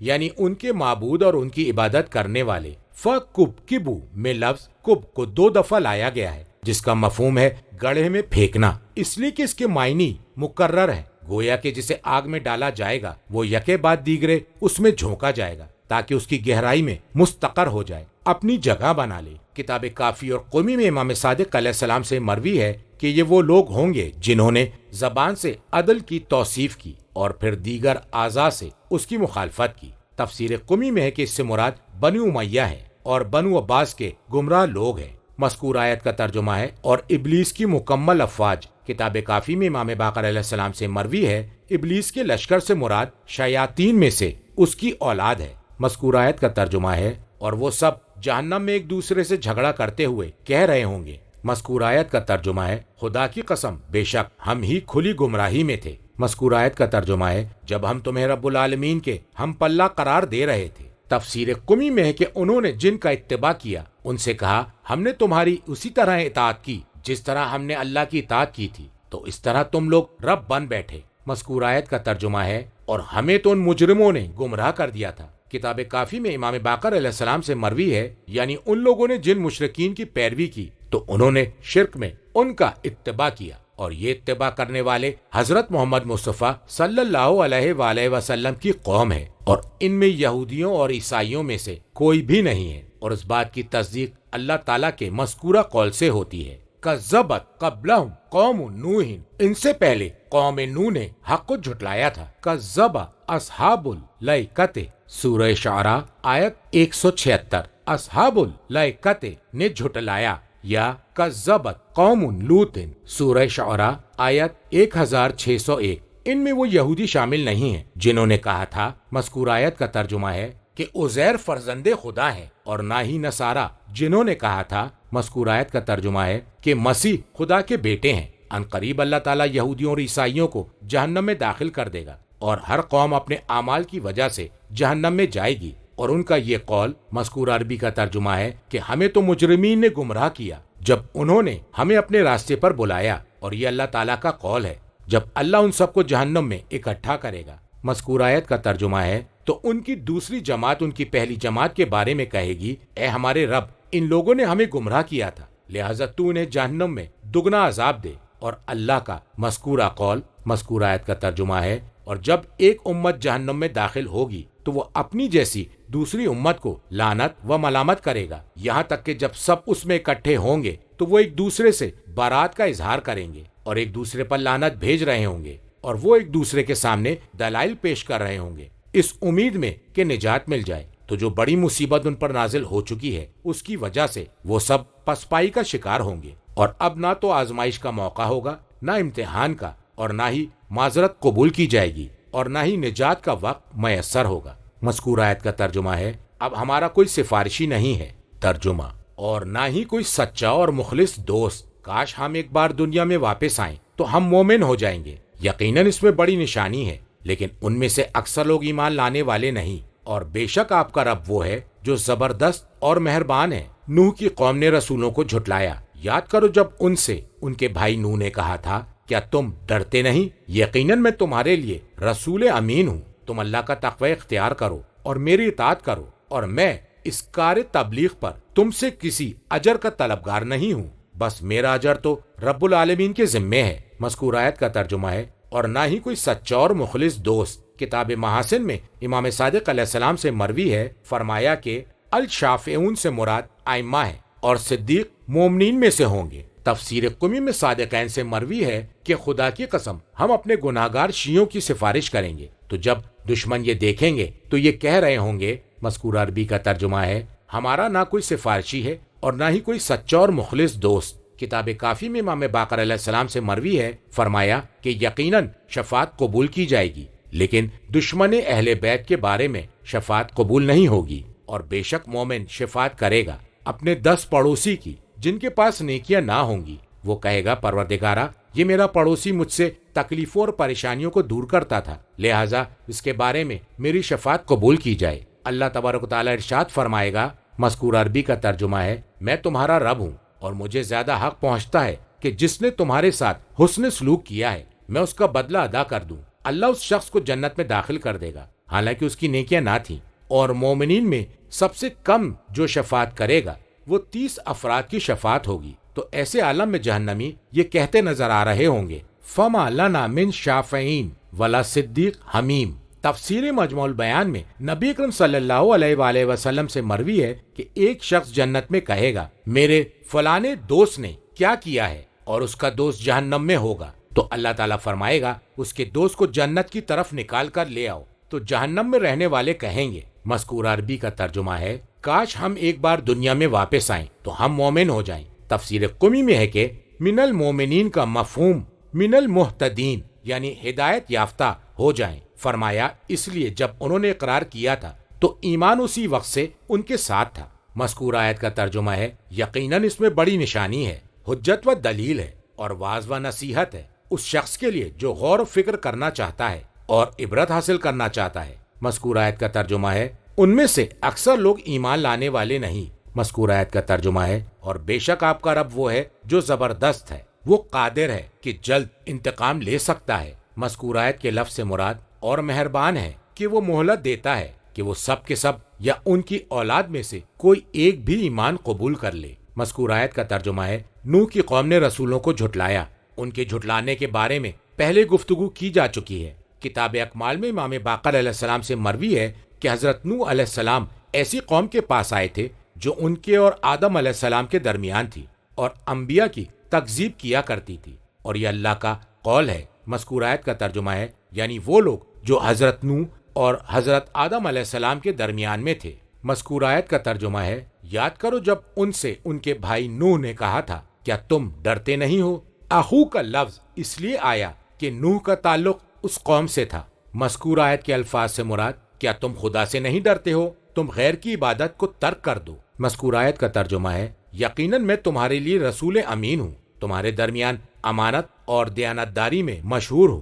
مذکور آیت کا ترجمہ ہے، تم اللہ کا تقوی اختیار کرو اور میری اطاعت کرو، میں جو کچھ تمہیں دوں توحید کے بارے میں اور اللہ کی اطاعت کے لیے۔ مذکور آیت کا ترجمہ ہے، اور میں اس کار تبلیغ پر تم سے کسی اجر کا طلبگار نہیں ہوں، میں تمہیں جو دعوت دے رہا ہوں اور نصیحت کر رہا ہوں اس پر کوئی اجر طلب نہیں کرتا۔ مذکور آیت کا ترجمہ ہے، بس میرا اجر تو رب العالمین کے ذمے ہے۔ ترجمہ، تم اللہ کا تقوی اختیار کرو اور میری اطاعت کرو۔ انہوں نے جواب دیا کہ ہم آپ پر ایمان لائیں، جبکہ رذیل ترین افراد نے آپ کا اتباع کیا ہے۔ نوح نے کہا، مجھے کیا معلوم کہ وہ کیا کام کرتے ہیں، ان کا حساب تو میرے رب کے ذمے ہے۔ اگر تم کچھ شعور رکھتے ہو، اور میں ایمان لانے والوں کو دھتکار کر نکال نہیں سکتا، میں تو بس واضح ڈرانے والا ہوں۔ انہوں نے کہا، اے نوح، اگر آپ باز نہ آئے تو آپ سنسار کیے جانے والوں میں سے ہو جائیں گے۔ نوح نے کہا، اے میرے پروردگار، میری قوم نے مجھے جھٹلا دیا ہے۔ مذکور آیت کا ترجمہ ہے، تم اللہ کا تقوی اختیار کرو اور میری اطاعت کرو۔ اس جملے کو مکرر بیان کیا گیا تاکید کی غرض سے اور تنبیہ کرنے کے لیے، کیونکہ ان میں سے ہر ایک دلالت کرتا ہے کہ نوح علیہ السلام صاحب امانت ہیں اور انہوں نے طمع کو جڑ سے کاٹ دیا ہے، اس لیے کہ وہ انہیں جس کی طرف دعوت دے رہے ہیں اس میں ان کی اطاعت واجب ہے۔ تو اگر یہ دونوں چیزیں یکجا ہو جائیں تو کیا کہنا؟ مذکور آیت کا ترجمہ ہے، انہوں نے جواب دیا کہ ہم آپ پر ایمان لائیں جبکہ رذیل ترین افراد نے آپ کا اتباع کیا ہے۔ تفسیر قمی میں ہے کہ ارذلون سے مراد فقراء اور مساکین ہیں۔ میں فیض کاشانی کہتا ہوں انہوں نے اس طرف اشارہ کیا ہے کہ ان کا اتباع غور و فکر اور بصیرت کے سبب نہیں ہے، بس انہیں مال و متاع اور جاہ و حشم کی توقع ہے۔ مذکور آیت کا ترجمہ ہے، نوح نے کہا مجھے کیا معلوم وہ کیا کام کرتے ہیں، انہوں نے اخلاص سے عمل کیا ہے یا خوراک اور رزق کی خاطر، بس میں تو ظاہری اعتبار دیکھتا ہوں۔ مذکور آیت کا ترجمہ ہے، ان کا حساب تو میرے رب کے ذمے ہے، اگر تم کچھ شعور رکھتے ہو میرا رب ہی باطن سے مطلع ہے، اگر تم شعور رکھتے تو یہ بات جان لیتے، لیکن تم جاہل ہو لہٰذا ایسی بات کہہ رہے ہو جسے تم جانتے ہی نہیں۔ مذکور آیت کا ترجمہ ہے، اور میں ایمان لانے والوں کو دھتکار کر نکال نہیں سکتا۔ یہ ان لوگوں کے اوہام کا جواب ہے کہ انہوں نے جو ان مومنین کو نکالنے کی استدعا کی تھی اور حضرت نوح پر ایمان لانے کے لیے ان کے باز رہنے کا سبب ان مومنین پیروکاروں کو قرار دیا ہے۔ مذکور آیت کا ترجمہ ہے، میں تو بس واضح ڈرانے والا ہوں، میرے لیے یہ مناسب نہیں ہے کہ میں فقراء کو دھتکاروں تاکہ اغنیا کو پیروکار بنایا جائے۔ مذکور آیت کا ترجمہ ہے، انہوں نے کہا اے نوح اگر آپ باز نہ آئے یعنی آپ جو کچھ کر رہے ہیں اسے کہنے سے باز نہ آئے، مذکور آیت کا ترجمہ ہے، تو آپ سنسار کیے جانے والوں میں سے ہو جائیں گے۔ مرجومین کا مفہوم ہے کہ مشتومین جس پر سب و شتم کیا جائے، برا کہا جائے، یا مذکور عربی کا ترجمہ ہے جسے پتھروں سے مارا جائے۔ مذکور آیت کا ترجمہ ہے، نوح نے کہا اے میرے پروردگار میری قوم نے مجھے جھٹلا دیا ہے۔ ترجمہ، تو میرے اور ان کے درمیان دو ٹوک فیصلہ کر دے اور مجھے اور جو مومنین میرے ساتھ ہیں ان سب کو نجات دے دے۔ تو ہم نے نوح کو اور ان کے تمام ساتھیوں کو ایک بھری ہوئی کشتی میں بچا لیا اور اس کے بعد باقی لوگوں کو غرق کر دیا۔ بے شک اس میں بڑی نشانی ہے لیکن ان میں سے اکثر لوگ ایمان نہیں لاتے، اور بے شک آپ کا رب وہ ہے جو غالب اور مشفق و مہربان ہے۔ اسی طرح قوم عاد نے پیغمبروں کو جھٹلایا۔ یاد کرو جب ان کے بھائی ہود نے کہا تھا کیا تم ڈرتے نہیں، میں تمہارے لیے رسول امین ہوں، لہٰذا تم اللہ کا تقوی اختیار کرو اور میری اطاعت کرو۔ مذکور آیت کا ترجمہ ہے، تو میرے اور ان کے درمیان دو ٹوک فیصلہ کر دے۔ مذکور آیت کا ترجمہ ہے، اور مجھے اور جو مومنین میرے ساتھ ہیں ان سب کو نجات دے دے۔ مذکور آیت کا ترجمہ ہے، تو ہم نے نوح کو اور ان کے تمام ساتھیوں کو ایک بھری ہوئی کشتی میں بچا لیا۔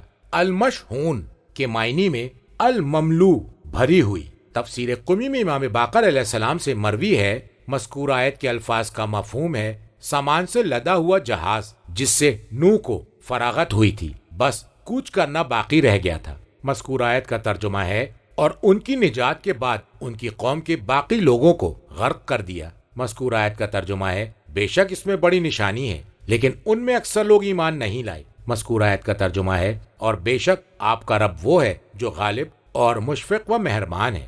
مذکور آیت کا ترجمہ ہے، اسی طرح قوم عاد نے پیغمبروں کو جھٹلایا۔ عاد سے مراد قبیلہ عاد ہے اور عاد ان کے والد کا نام تھا۔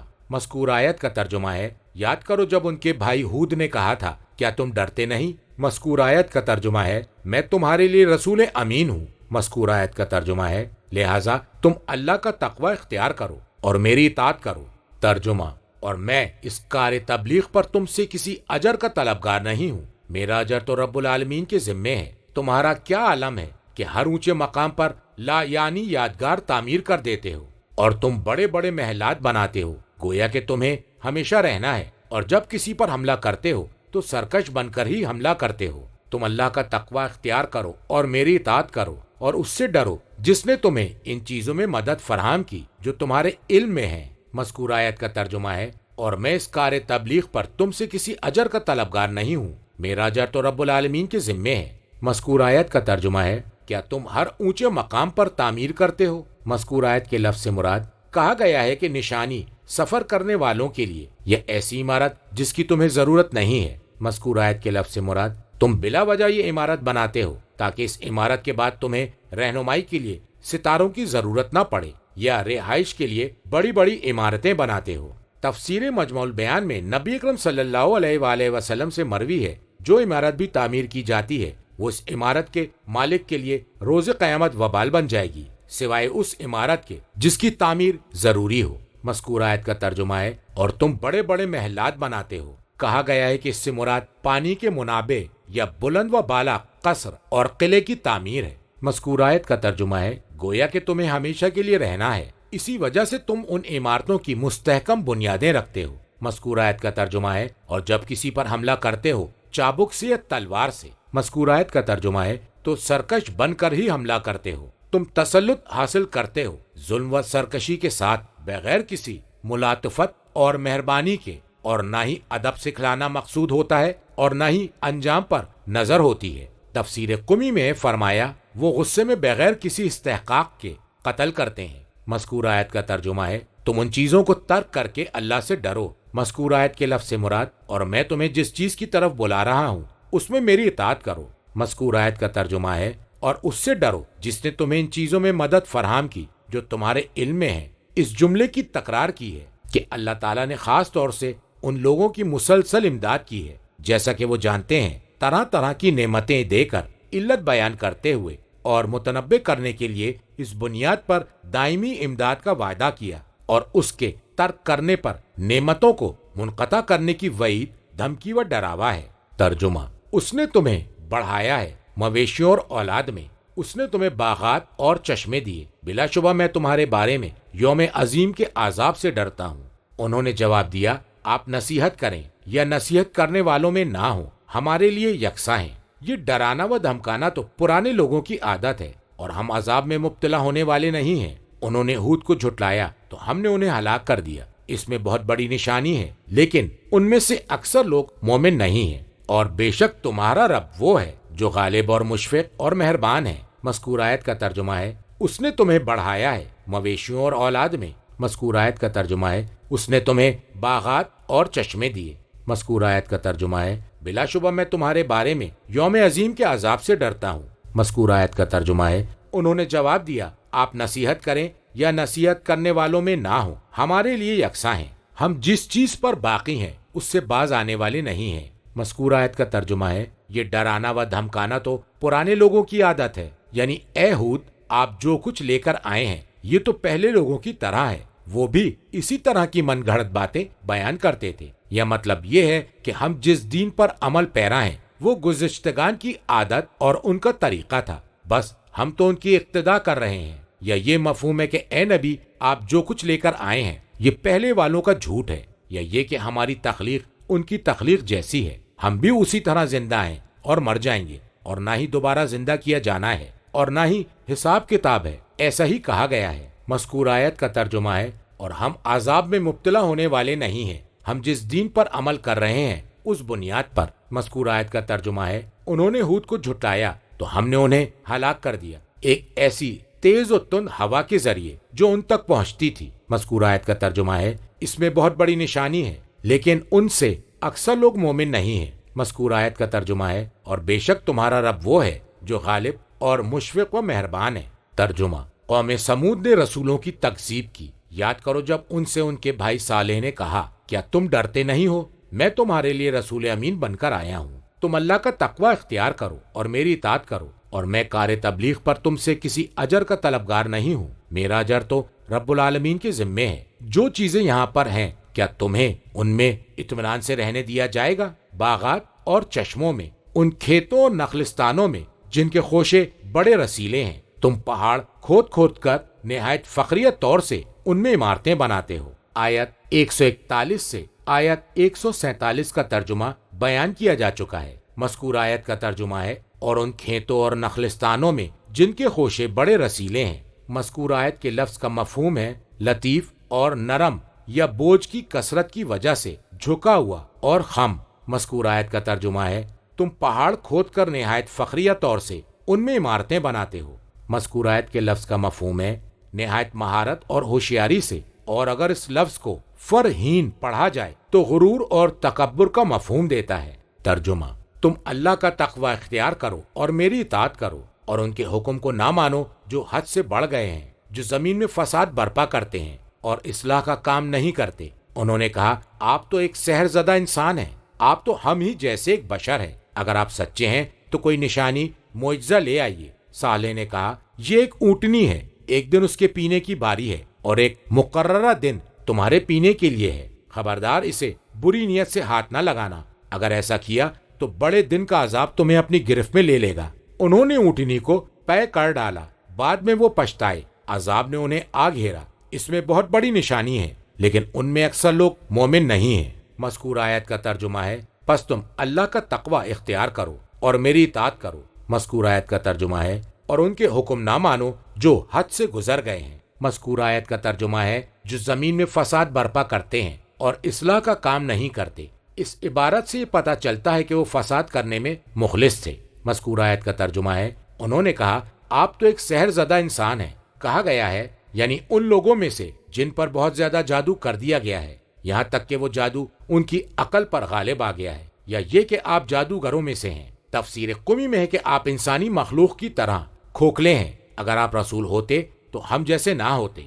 مذکور آیت کا ترجمہ ہے آپ تو ہم ہی جیسے ایک بشر ہیں، یہ دوسرے معنی کی تاکید ہے۔ مذکور آیت کا ترجمہ ہے اگر آپ سچے ہیں تو کوئی نشانی معجزہ لے آئیے جو آپ کے دعوے کا ثبوت بن جائے۔ مذکور آیت کا ترجمہ ہے صالح علیہ السلام نے کہا یہ ایک اونٹنی ہے، یعنی حضرت صالح نے جب دعا طلب کی اور اللہ نے اسے ایک چٹان سے زندہ نکال دیا جس وقت انہوں نے معجزے کا مطالبہ کیا تھا، جیسا کہ پہلے حدیث میں بیان کیا جا چکا ہے۔ مذکور آیت کا ترجمہ ہے ایک دن اس کے پینے کی باری ہے، پانی میں اس کا حصہ ہے۔ مذکور آیت کا ترجمہ ہے اور ایک مقررہ دن تمہارے پانی کے لیے ہے، تم اپنی باری پر اکتفا کرنا اور اس کے پانی پینے میں رکاوٹ نہ ڈالنا۔ تفسیر مجموع البیان میں امیر المومنین علیہ السلام سے مروی ہے، فرمایا یہ پہلا چشمہ ہے جو زمین سے ابلا جسے اللہ تعالیٰ نے حضرت صالح کے لیے جاری کیا تھا۔ فرمایا مذکور آیت کا ترجمہ ہے خبردار اسے بری نیت سے ہاتھ نہ لگانا، جیسے اسے مارنے لگو یا اسے ذبح کرنا چاہو۔ مذکور آیت کا ترجمہ ہے اگر ایسا کیا تو بڑے دن کا عذاب تمہیں اپنی گرفت میں لے لے گا۔ دن کو عظیم اس لیے کہا جو عذاب اس دن نازل ہوگا وہ عظیم ہے، اور یہ جملہ یعنی یوم عظیم کہنا عذاب عظیم سے زیادہ بلیغ ہے۔ مذکور آیت کا ترجمہ ہے انہوں نے اونٹنی کو پے کر ڈالا، ذبح کرنے کو تمام لوگوں کی طرف نسبت دی گئی، اس لیے کہ پے کرنے والے نے ان کی رضامندی سے اسے پے کیا تھا، لہذا سب کے سب پکڑے گئے۔ مذکور آیت کا ترجمہ ہے بعد میں وہ پچھتائے جب انہوں نے عذاب کو اپنی آنکھوں سے دیکھا تو اونٹنی کو ذبح کرنے پر شرمندہ ہوئے۔ مذکور آیت کا ترجمہ ہے انہیں عذاب نے اپنی گرفت میں لے لیا جس عذاب کا وعدہ کیا گیا تھا۔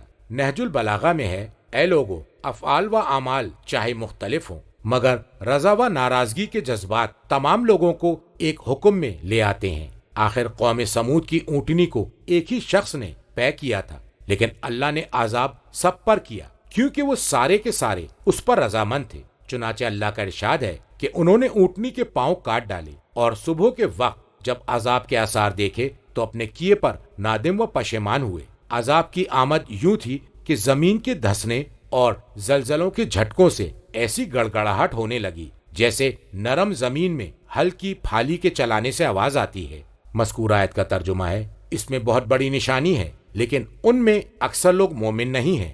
ترجمہ اور یقیناً آپ کا رب وہ ہے جو غالب اور مشفق و مہربان ہے۔ لوط کی قوم نے رسولوں کی تکذیب کی۔ یاد کرو جب ان کے بھائی لوط نے ان سے کہا کیا تم ڈرتے نہیں ہو؟ بے شک میں تمہارے لیے رسول امین ہوں، تم اللہ کا تقوی اختیار کرو اور میری اطاعت کرو، اور میں اس کار تبلیغ پر تم سے کسی اجر کا طلبگار نہیں، بس میرا اجر تو رب العالمین کے ذمے ہے۔ کیا تم جنسی تسکین کے لیے دنیا بھر کے مردوں کے پاس آتے ہو اور تمہارے پروردگار نے تمہارے لیے جن بیویوں کو خلق فرمایا ہے انہیں چھوڑ دیتے ہو، بلکہ تم تو حد سے ہی گزر گئے ہو۔ مذکور آیت کا ترجمہ ہے اور یقیناً آپ کا رب وہ ہے جو غالب اور مشفق و مہربان ہے۔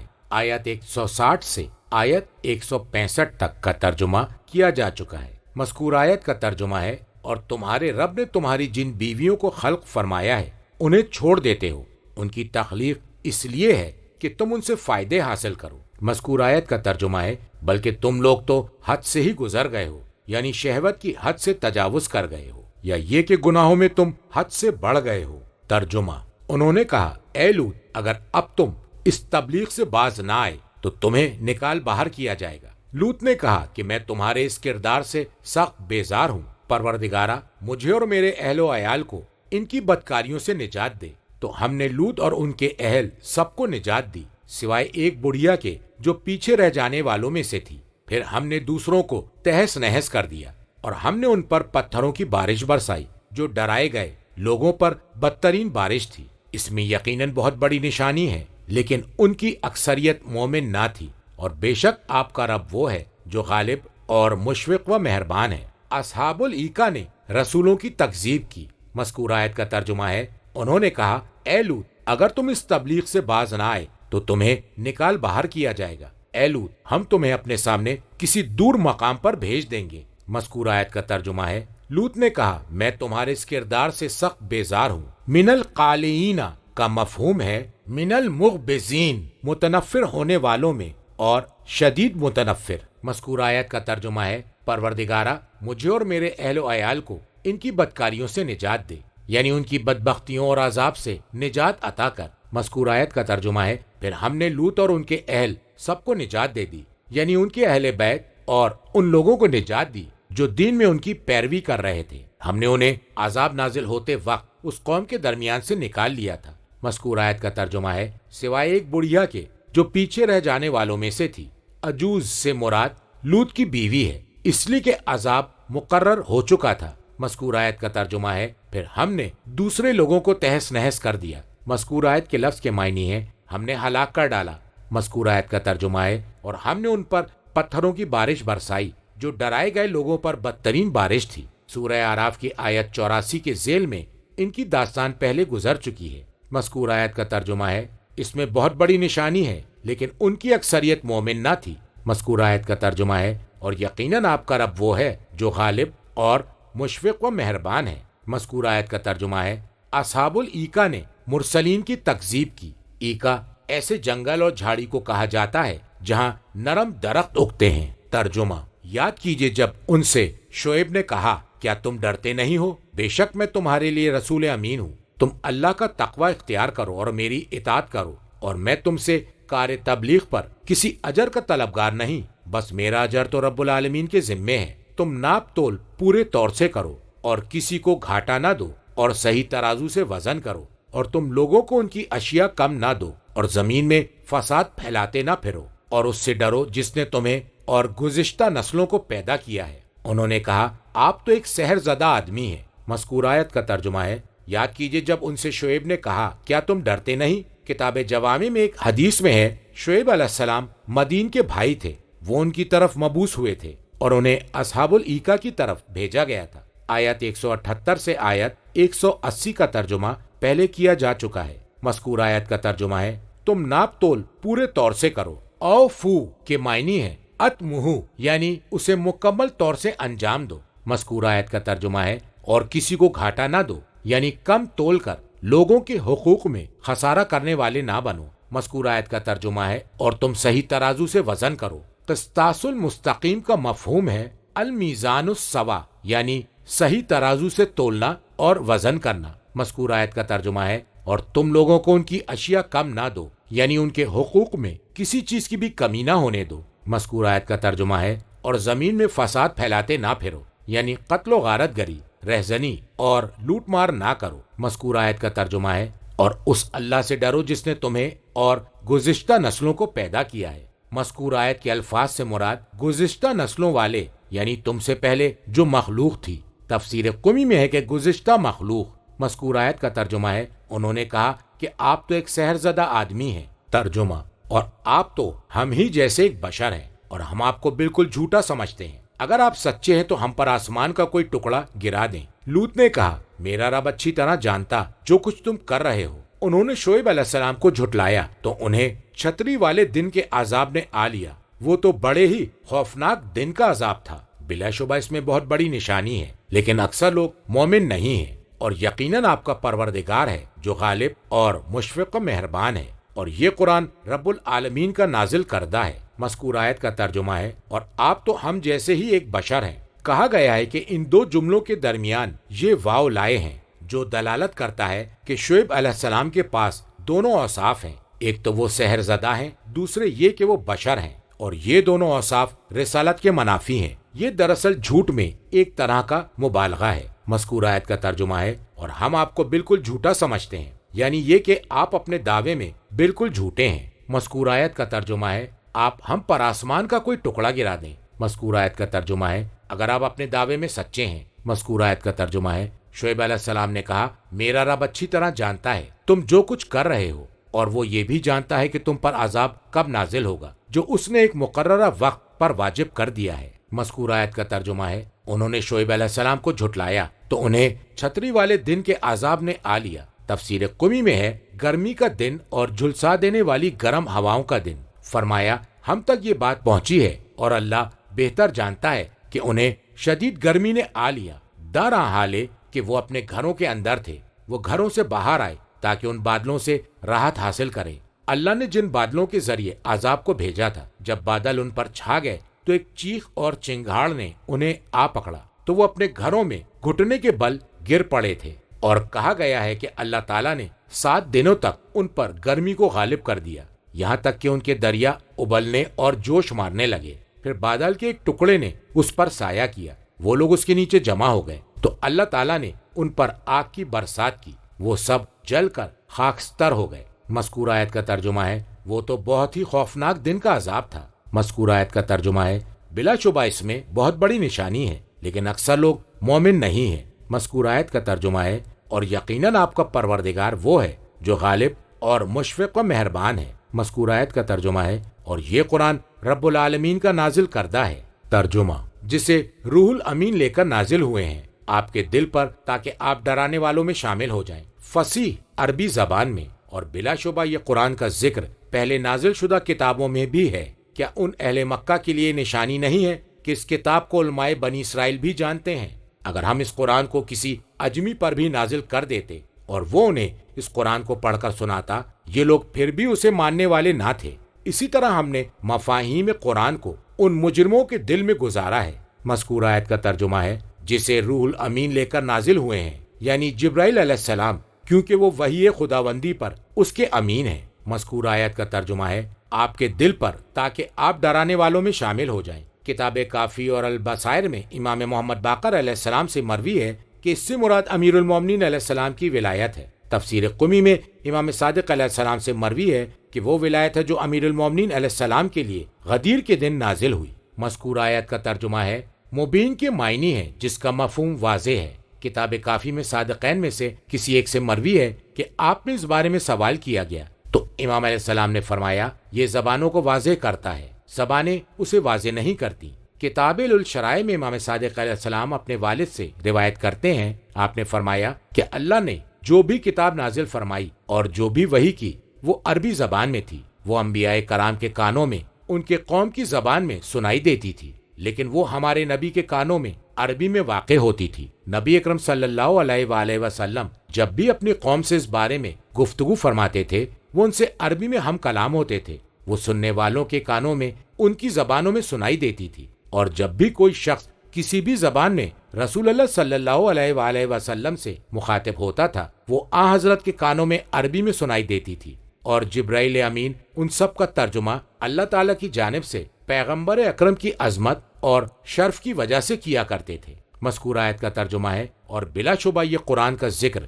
پہلے نازل شدہ کتابوں میں بھی ہے، اور اس کا مفہوم یا اس کا تذکرہ انبیاء سابقین کی کتابوں میں موجود ہے۔ مذکور آیت کا ترجمہ ہے کیا ان اہل مکہ کے لیے نشانی نہیں ہے کہ اس کتاب کو علماء بنی اسرائیل بھی جانتے ہیں؟ یہ قرآن کی درستی کی نشانی ہے، اور حضرت محمد مصطفیٰ صلی اللہ علیہ وآلہ وسلم کی نبوت کے لیے بھی نشانی ہے کہ علماء بنی اسرائیل انہی ذکر کردہ صفات کے ساتھ اپنی کتابوں میں انہیں جانتے اور پہچانتے ہیں۔ مذکور آیت کا ترجمہ ہے اور اگر ہم اس قرآن کو کسی بھی اجمی پر نازل کر دیتے، مذکور آیت کا ترجمہ ہے اور وہ انہیں قرآن پڑھ کر سناتا، یہ لوگ پھر بھی اسے ماننے والے نہ تھے، اپنی دشمنی کی زیادتی کے سبب اور اتباع عجم سے آر اور غرور کے سبب باز رہتے۔ تفسیر قمی میں امام صادق علیہ السلام سے مروی ہے کہ اگر ہم اس قرآن کو عجم پر نازل فرماتے تو عرب کے باشندے اسے تسلیم نہ کرتے۔ یہ قرآن عرب میں نازل ہوا تو اسے عجم نے بھی قبول کر لیا، اس سے عجم کی فضیلت ثابت ہوتی ہے۔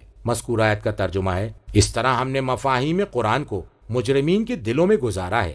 مذکور آیت کے لفظ کے معنی ہے ہم نے قرآن کے معنی و مفاہیم کو ان کے دلوں میں داخل کر دیا ہے، لیکن وہ عناد اور دشمنی کی وجہ سے ایمان نہیں لائے۔ ترجمہ وہ ہرگز اس پر ایمان نہ لائیں گے جب تک وہ دردناک عذاب کو نہ دیکھ لیں۔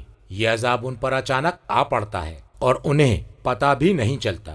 اس وقت وہ یہ کہتے ہیں کیا ہمیں کچھ مہلت مل سکتی ہے؟ کیا یہ لوگ ہمارے عذاب کے لیے جلدی کر رہے ہیں؟ کیا آپ نے اس بات پر غور فرمایا اگر ہم انہیں کافی عرصے تک مہلت دے بھی دیں پھر بھی وہ عذاب آ کر رہے گا جس سے انہیں ڈرایا جا چکا ہے، اور جو سامان عیش و عشرت انہیں دیا گیا تھا ان کے کسی کام نہ آیا، اور ہم نے جس بستی والوں کو ہلاک کیا ان کے لیے پہلے سے ڈرانے والے بھیجے تھے۔ مذکور آیت کا ترجمہ ہے وہ ہرگز اس پر ایمان نہ لائیں گے جب تک کہ وہ دردناک عذاب کو نہ دیکھ لیں۔ مذکور آیت کا ترجمہ ہے یہ عذاب ان پر اچانک آ پڑتا اور انہیں پتہ بھی نہیں چلتا کہ عذاب آ گیا ہے۔ مذکور آیت کا ترجمہ ہے اس وقت وہ یہ کہتے کیا ہمیں کچھ مہلت مل سکتی ہے؟ یہ وہ لوگ حسرت و یاس سے کہتے۔ مذکور آیت کا ترجمہ ہے کیا یہ لوگ ہمارے عذاب کے لیے جلدی کر رہے ہیں؟ یہ کہتے ہیں۔ مذکور آیت کا ترجمہ ہے تو ہم پر آسمان سے پتھر برسا دے۔ مذکور آیت کا ترجمہ ہے تو ہم پر وہ عذاب لے آ جس سے تو ہمیں ڈراتا ہے، اور جب عذاب نازل ہونے لگتا ہے تو پھر مہلت مانگتے ہیں کہ عذاب ٹل جائے۔ مذکور آیت کا ترجمہ ہے کیا آپ نے اس بات پر غور فرمایا اگر ہم انہیں کافی عرصے تک مہلت دے بھی دیں؟ مذکور آیت کا ترجمہ ہے پھر بھی وہ عذاب آ کر رہے گا جس سے انہیں ڈرایا جا چکا ہے۔ مذکور آیت کا ترجمہ ہے اور جو سامان عیش و عشرت انہیں دیا گیا تھا وہ ان کے کسی کام نہ آیا، یعنی سامان عیش و عشرت کا مہیا ہونا ان سے عذاب کو ٹالنے اور عذاب میں کمی کرنے کے لیے کسی کام نہ آیا۔ کتاب کافی میں امام صادق علیہ السلام سے مروی ہے امام علیہ السلام نے فرمایا کہ نبی اکرم کو خواب میں دکھلایا گیا کہ آن حضرت کے تشریف لے جانے کے بعد بنی امیہ ان کے ممبر پر چڑھے ہوئے ہیں اور وہ لوگوں کو سیدھے راستے سے پلٹا کر گمراہ کر رہے ہیں، تو آن حضرت نہایت غمگین اور حزین ہوئے۔ جبرائیل امین نازل ہوئے اور فرمایا یا رسول اللہ میں آپ کو ملول و حزین کیوں دیکھ رہا ہوں؟ فرمایا اے جبرائیل میں نے آج کی شب خواب میں یہ دیکھا کہ بنی امیہ میرے ممبر پر چڑھے بیٹھے ہیں اور لوگوں کو صراط مستقیم سے الٹی طرف پلٹا کر گمراہ کر رہے ہیں۔ جبرائیل امین علیہ السلام نے فرمایا اس ذات کی قسم جس نے آپ کو نبی بنا کر بھیجا ہے، یہ وہ بات ہے مجھے جس کی کوئی خبر نہیں۔ وہ آسمان کی طرف بلند ہوئے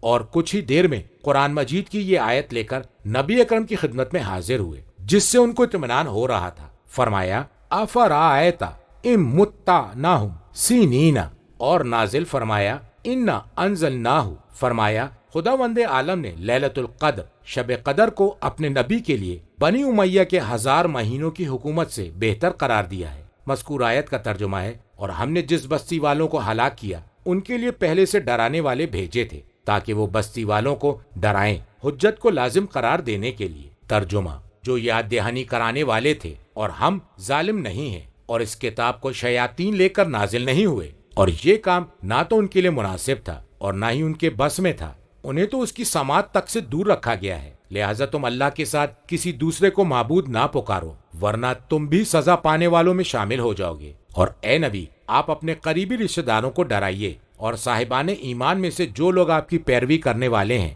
اور آپ ان کے لیے اپنے بازوؤں کو جھکائے رکھیے۔ مذکور آیت کا ترجمہ ہے یاد دہانی کرانے والے اور ہم ظالم نہیں ہیں کہ ڈرانے سے پہلے انہیں ہلاک کر دیں۔ مذکور آیت کا ترجمہ ہے اور اس کتاب کو شیاطین لے کر نازل نہیں ہوئے، جیسا کہ مشرکین گمان کرتے ہیں کہ یہ قرآن بھی ویسا ہی ہے جیسے شیاطین کاہنوں کے دل میں اپنی بات ڈال دیتے ہیں۔ مذکور آیت کا ترجمہ ہے اور نہ ہی یہ کام ان کے لیے مناسب تھا، یعنی یہ ان کے لیے درست نہ تھا وہ قرآن لے کر نازل ہوتے۔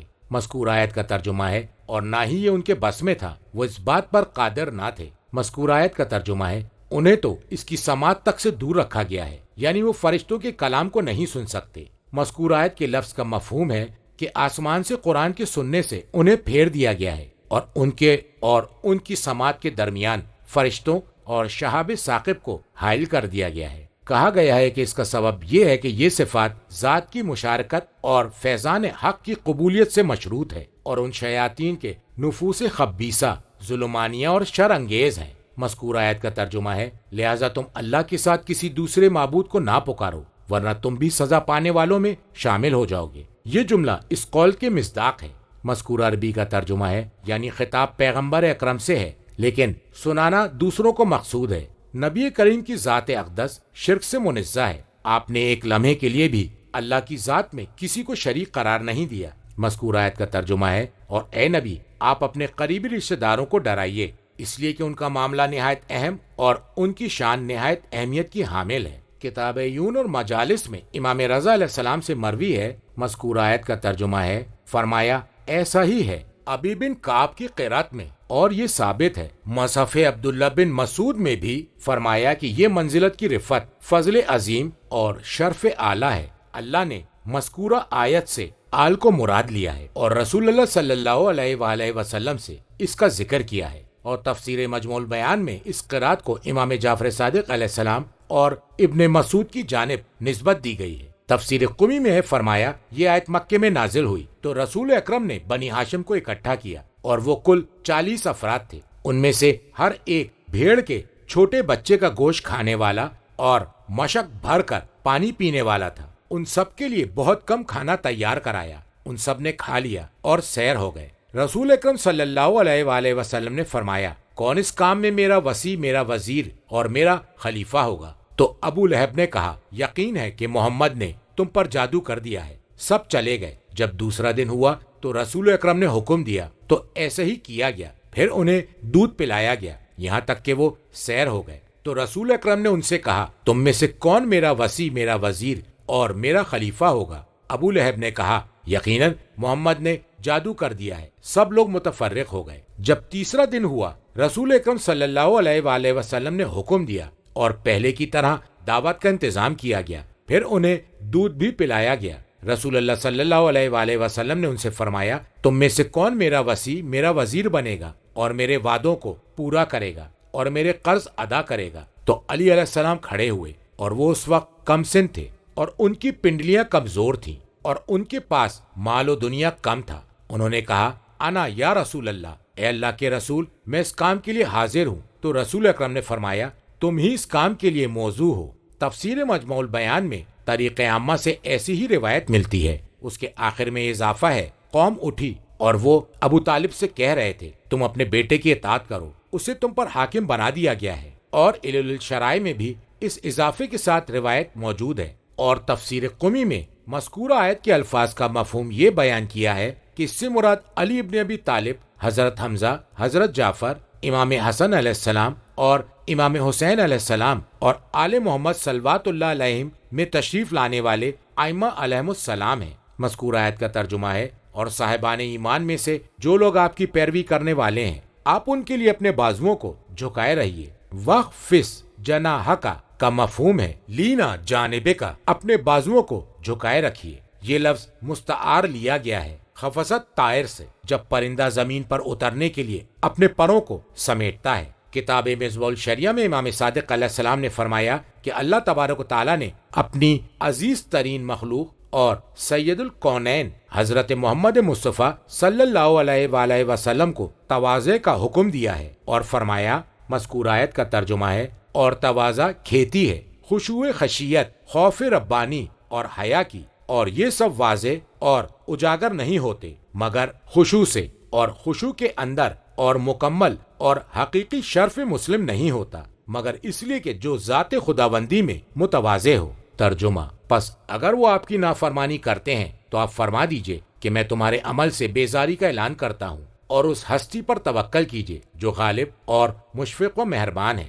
وہ دیکھتا ہے جب آپ قیام فرماتے ہیں اور سجدہ کرنے والوں میں آپ کی گردش کو بھی ملاحظہ فرماتا ہے۔ بے شک وہی ہے جو سمیع اور علیم ہے۔ اے لوگو، کیا میں تمہیں بتاؤں کہ شیاطین کس پر اترتے ہیں؟ وہ اترتے ہیں ہر جھوٹ گڑھنے والے اور گناہگار پر۔ مذکور آیت کا ترجمہ ہے پس اگر وہ آپ کی نافرمانی کرتے ہیں تو آپ فرما دیجئے کہ میں تمہارے عمل سے بیزاری کا اعلان کرتا ہوں۔ تفسیر قمی میں ہے مذکور آیت کے الفاظ سے مراد یعنی آپ کے بعد ولایت علی علیہ السلام اور ائمہ علیہم السلام کی ولایت کے بارے میں آپ کی نافرمانی کریں۔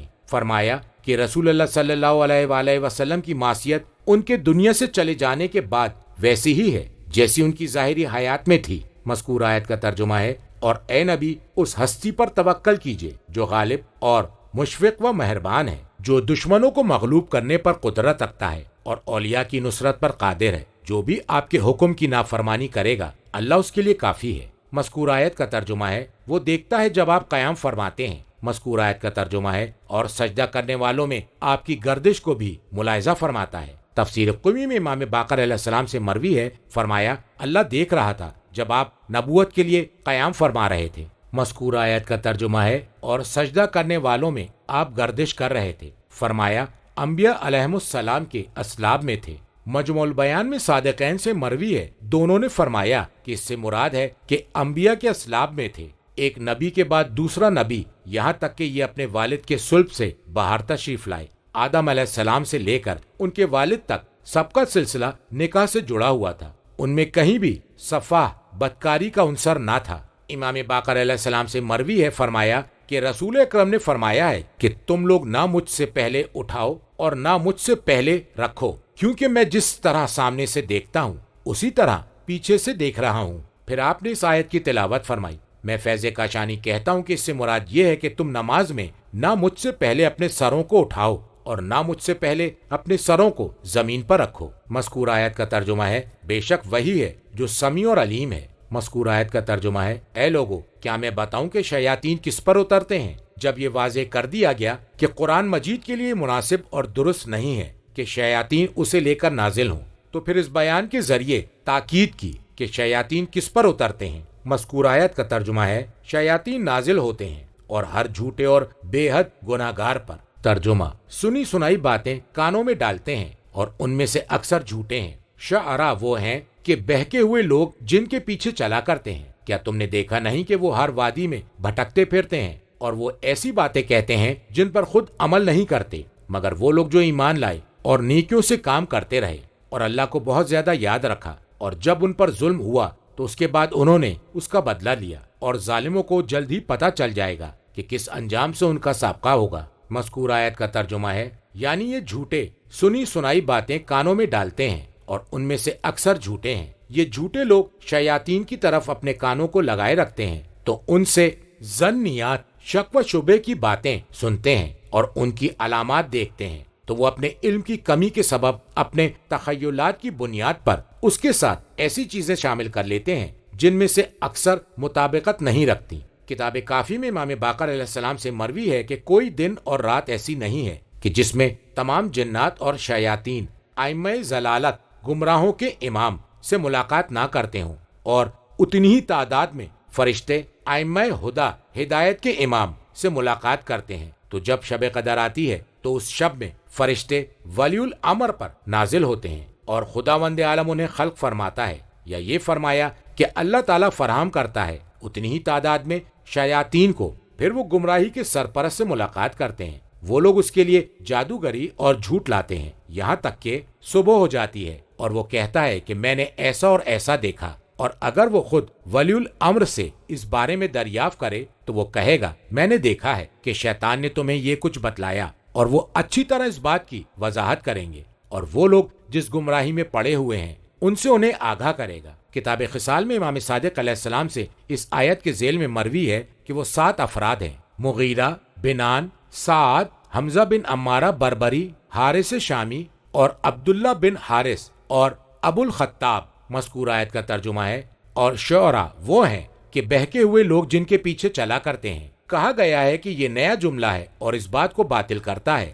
کہ نبی اکرم شاعر ہیں جیسا کہ مشرکین سمجھتے ہیں، یعنی حضرت محمد مصطفیٰ صلی اللہ علیہ وآلہ وسلم کے پیروکار گمراہ نہیں ہیں، تو بھلا وہ شاعر کیسے ہو سکتے ہیں؟ تفسیر قمی میں ہے یہ آیت ان لوگوں کے بارے میں نازل ہوئی جنہوں نے اللہ کے دین کو بدل دیا اور حکم خداوندی کی مخالفت کی۔ کیا تم نے نہیں دیکھا کہ کسی نے شاعر کا اتباع کیا ہو؟ اس سے مراد وہ لوگ ہیں جنہوں نے اپنے رائے سے دین کو گڑھ لیا اور لوگوں نے اس کا اتباع شروع کر دیا۔ کتاب معنی میں امام باقر علیہ السلام سے مروی ہے، آپ نے اس آیت کے ذیل میں فرمایا کیا تم نے کسی شاعر کو دیکھا ہے کہ کسی نے اس کا اتباع کیا ہو؟ یہ ایک ایسی قوم کے لوگ تھے جنہوں نے غیر اللہ کے لیے دین کو سمجھا تو وہ خود بھی گمراہ ہوئے اور دوسروں کو بھی گمراہ کیا۔ تفسیر مجموع البیان میں عیاشی سے روایت ہے، وہ امام صادق علیہ السلام سے روایت بیان نقل کرتے ہیں کہ وہ ایسی قوم تھی جنہوں نے بغیر علم کے علم حاصل کرنے اور اسے سمجھنے کی صحیح لا حاصل کی، تو وہ خود بھی گمراہ ہوئے اور دوسروں کو بھی گمراہ کر دیا۔ کتاب اعتقادات میں امام صادق علیہ السلام سے مروی ہے کہ آپ سے اس آیت کے بارے میں سوال کیا گیا تو فرمایا کہ اس سے مراد قصہ گو، داستان گو افراد ہیں۔ مذکور آیت کا ترجمہ ہے کیا تم نے نہیں دیکھا کہ وہ ہر وادی میں بھٹکتے پھرتے ہیں؟ کہا گیا ہے کہ اس کا سبب یہ ہے کہ شعراء کے اکثر کلمات صرف خیالات اور تخیلات ہوتے ہیں جن کی کوئی حقیقت نہیں۔ تفسیر قمی میں ہے کہ باطل چیزوں سے مناظرہ کرتے ہیں اور گمراہوں کے دلائل و براہین سے مجادلہ اور مباحثہ کرتے ہیں اور ہر مذہب پر چل پڑتے ہیں، یعنی ان میں وہ لوگ ہیں جو دین خدا کو متغیر کرتے ہیں۔ مذکور آیت کا ترجمہ ہے اور وہ ایسی باتیں کہتے ہیں جن پر خود عمل نہیں کرتے۔ فرمایا وہ لوگ نصیحت کرتے ہیں لیکن خود اس نصیحت پر عمل پیرا نہیں ہوتے۔ وہ دوسروں کو بری باتوں سے روکتے ہیں لیکن خود اس سے باز نہیں رہتے۔ وہ امر بالمعروف کرتے ہیں لیکن خود عمل نہیں کرتے۔ فرمایا یہ وہ لوگ ہیں جنہوں نے حقوق آل محمد کو غصب کیا تھا۔ مذکور آیت کا ترجمہ ہے مگر وہ لوگ جو ایمان لائے اور نیکیوں کے کام کرتے رہے اور انہوں نے اللہ کو بہت یاد رکھا اور جب ان پر ظلم ہوا تو انہوں نے اس کا بدلہ لیا۔ کہا گیا ہے کہ یہ استثناء ہے ان شعراء کے لیے جو صاحبان ایمان ہیں، جو صالحین ہیں اور اکثر اللہ کا ذکر کرتے رہتے ہیں، اور ان کے اکثر اشعار توحید، اللہ تعالیٰ کی ثنا و توصیف اور اس کی اطاعت پر آمادہ کرنے کے لیے ہوتے ہیں، اور اگر وہ کسی کی ہجو کرتے ہیں تو ان کا مقصود کفار نے ان کی جو ہجو کی تھی اس کا بدلہ لینا ہوتا ہے اور مسلمانوں کی ہجو کی مدافعت ہوتی ہے، جیسے حسان بن ثابت، کعب بن مالک اور کعب بن زبیر کے اشعار۔ تفسیر قمی میں ہے اس کے بعد اللہ تعالیٰ نے آل محمد صلوات اللہ علیہم اور ان کے شیعوں کا ذکر کیا ہے جو ہدایت یافتہ ہیں۔ فرمایا الا الذین آمنوا، میں فیض کاشانی کہتا ہوں دونوں معنی مراد لیتے ہوئے بھی ان دونوں تفسیروں میں توفیق ممکن ہے، اس لیے کہ باطل پرستوں کے دلائل جن کا تعلق جھگڑا کرنے والوں سے ہے ان کے بھی اکثر خیالات شعر کی مانند ہوتے ہیں جن میں حقیقت کا کوئی گزر نہیں ہوتا، اور ایسا جھوٹ کا پلندہ ہے جس کا کوئی فائدہ نہیں ہوتا۔ جیسے شعراء کی باتیں تو دونوں فریق ایک ہی جیسے ہیں، اس لیے کہ یہ ہر وادی میں بھٹکتے رہتے ہیں اور ایسی باتیں کہتے ہیں جن پر خود عمل نہیں کرتے۔ جہاں تک گمراہوں کی اتباع کا ذکر ہے تو یہ اس کو مد نظر رکھتے ہوئے ہے جسے گمراہ کرنے کی سرپرستی حاصل ہے، جن کا تعلق مذاہب باطلہ سے ہے۔ تو حدیث میں ایک مفہوم کا انکار صرف اسی معنی میں حصر کرنے سے انکار کی طرف لوٹتا ہے۔ پھر شعر مذموم ناپسندیدہ سے مراد کلام منظوم ہے اپنے منظوم ہونے کے اعتبار سے، اور یہ کیسے ہو سکتا ہے کیونکہ شعر میں حکمت کی باتیں ہوتی ہیں، اس سے مراد کلام منظوم ہے اور اس میں پند و نصیحت کی باتیں ہوتی ہیں، اور انہی اشعار میں اللہ کی حمد و ثنا ہوتی ہے اور اس کے اولیاء کی تعریف و توصیف ہوتی ہے۔ بلکہ جسے ناپسندیدہ قرار دیا گیا ہے وہ اس اعتبار سے کہ حرام سے تشبیب کسی عورت کے محاسن اور اوصاف کا بیان ہو اور عزت و احترام کی دھجیاں اڑائی جائیں، اور جو قابل مداح اور لائق ستائش نہ ہو اس کی تعریف کی جائے، اور اسی قبیل کی باتیں۔ کتاب عیون میں امام صادق علیہ السلام سے مروی ہے، مذکور آیت کا ترجمہ ہے جو بھی ہمارے بارے میں شعر کی ایک بیت کہے گا تو اللہ تعالیٰ اس کے لیے جنت میں ایک گھر بنا دے گا، اور فرمایا کہ جب بھی کوئی کہنے والا ہمارے بارے میں شعر کہتا ہے تو اسے روح القدس جبرائیل امین میں کی تائید حاصل ہوتی ہے۔ تفسیر مجموع البیان میں کعب بن مالک سے مروی ہے، انہوں نے دریافت کیا یا رسول اللہ آپ شعراء کے بارے میں کیا فرماتے ہیں؟ فرمایا کہ مومن اپنی تلوار اور زبان دونوں سے جہاد کرتا ہے، اور جس کے قبضہ قدرت میں میری جان ہے یہ شعراء گویا انہیں تیر سے مارتے ہیں۔ فرمایا نبی اکرم نے حسان بن ثابت سے تم ان کی ہجو کرو یا ہجو کا جواب دو، روح القدس تمہارے ساتھ ہوں گے۔ کتاب جوامع میں ہے کہ آن حضرت صلی اللہ علیہ وآلہ وسلم نے کعب بن مالک سے فرمایا تم ان کی ہجو کرو جس کے قبضہ قدرت میں میری جان ہے، یہ اشعار ان پر تیر سے زیادہ سخت ہوں گے۔ کتاب کشی میں امام صادق علیہ السلام سے مروی ہے اے شیعو تم اپنی اولاد کو عبدی، سفیان بن معصب العبدی الکوفی ملقب ابی محمد العبدی، شاعر اہل بیت، دوسری صدی ہجری کا شاعر امام صادق علیہ السلام کے دور میں تھا، کہ اشعار کی تعلیم دو کیونکہ وہ اللہ کے دین پر تھا۔ کتاب معنی میں امام صادق علیہ السلام سے مروی ہے کہ آپ سے اس آیت کے بارے میں سوال کیا گیا کہ ذکر کثیر سے کیا مراد ہے، تو امام علیہ السلام نے فرمایا کہ جس نے بھی تسبیح فاطمۃ الزہرا پڑھی تھی تو گویا کہ اس نے اللہ کا بہت زیادہ ذکر کیا۔ کتاب کافی میں امیر المومنین علیہ السلام سے مروی ہے کہ جس نے اللہ تعالیٰ کا ذکر پوشیدہ طور سے کیا تو گویا کہ اس نے ذکر کثیر کیا، کیونکہ منافقین اعلانیہ طور سے تو اللہ کا ذکر کرتے تھے مگر پوشیدہ طور سے اللہ کا ذکر نہیں کرتے تھے۔ اللہ تعالیٰ نے فرمایا ہے، مذکور آیت کا ترجمہ ہے، وہ لوگوں کو دکھانے کے لیے کرتے ہیں، وہ اللہ کا ذکر نہیں کرتے مگر بے حد کم۔ مذکور آیت کا ترجمہ ہے، اور ظالموں کو جلد ہی پتہ چل جائے گا کہ کس انجام سے ان کا سابقہ ہوگا۔ تفسیر قمی میں ہے کہ پھر اللہ تعالیٰ نے ان کے دشمنوں کا تذکرہ کیا اور جنہوں نے ظلم ڈھائے تھے ان کا ذکر کیا ہے، اور فرمایا، مذکور آیت کا ترجمہ ہے، جنہوں نے آل محمد کے حق کو غصب کیا انہیں پتہ چل جائے گا۔ کتاب ثواب الاعمال اور مجموع البیان میں امام صادق علیہ السلام سے مروی ہے کہ جو بھی تینوں تواسین والی صورتیں شب جمعہ میں تلاوت کرے گا وہ اولیاء اللہ میں سے ہوگا اور اس کا ہمسایہ ہوگا اور اس کے قریب ہوگا، اور اسے دنیا میں ہرگز فقر و فاقہ کا سامنا نہ ہوگا، اور اسے آخرت میں جنت میں سے وہ کچھ ملے گا جس سے وہ راضی ہو جائے گا، بلکہ اس کی رضامندی سے بھی زیادہ نصیب ہوگا، اور اللہ تعالیٰ اس کی شادی 100 حور العین سے کرا دے گا۔ اور مجموع البیان میں یہ اضافہ ہے کہ اللہ تعالیٰ اسے جنت عدن میں جنت کے درمیان انبیاء اور مرسلین اور اوصیاء راشدین کے ساتھ رکھے گا۔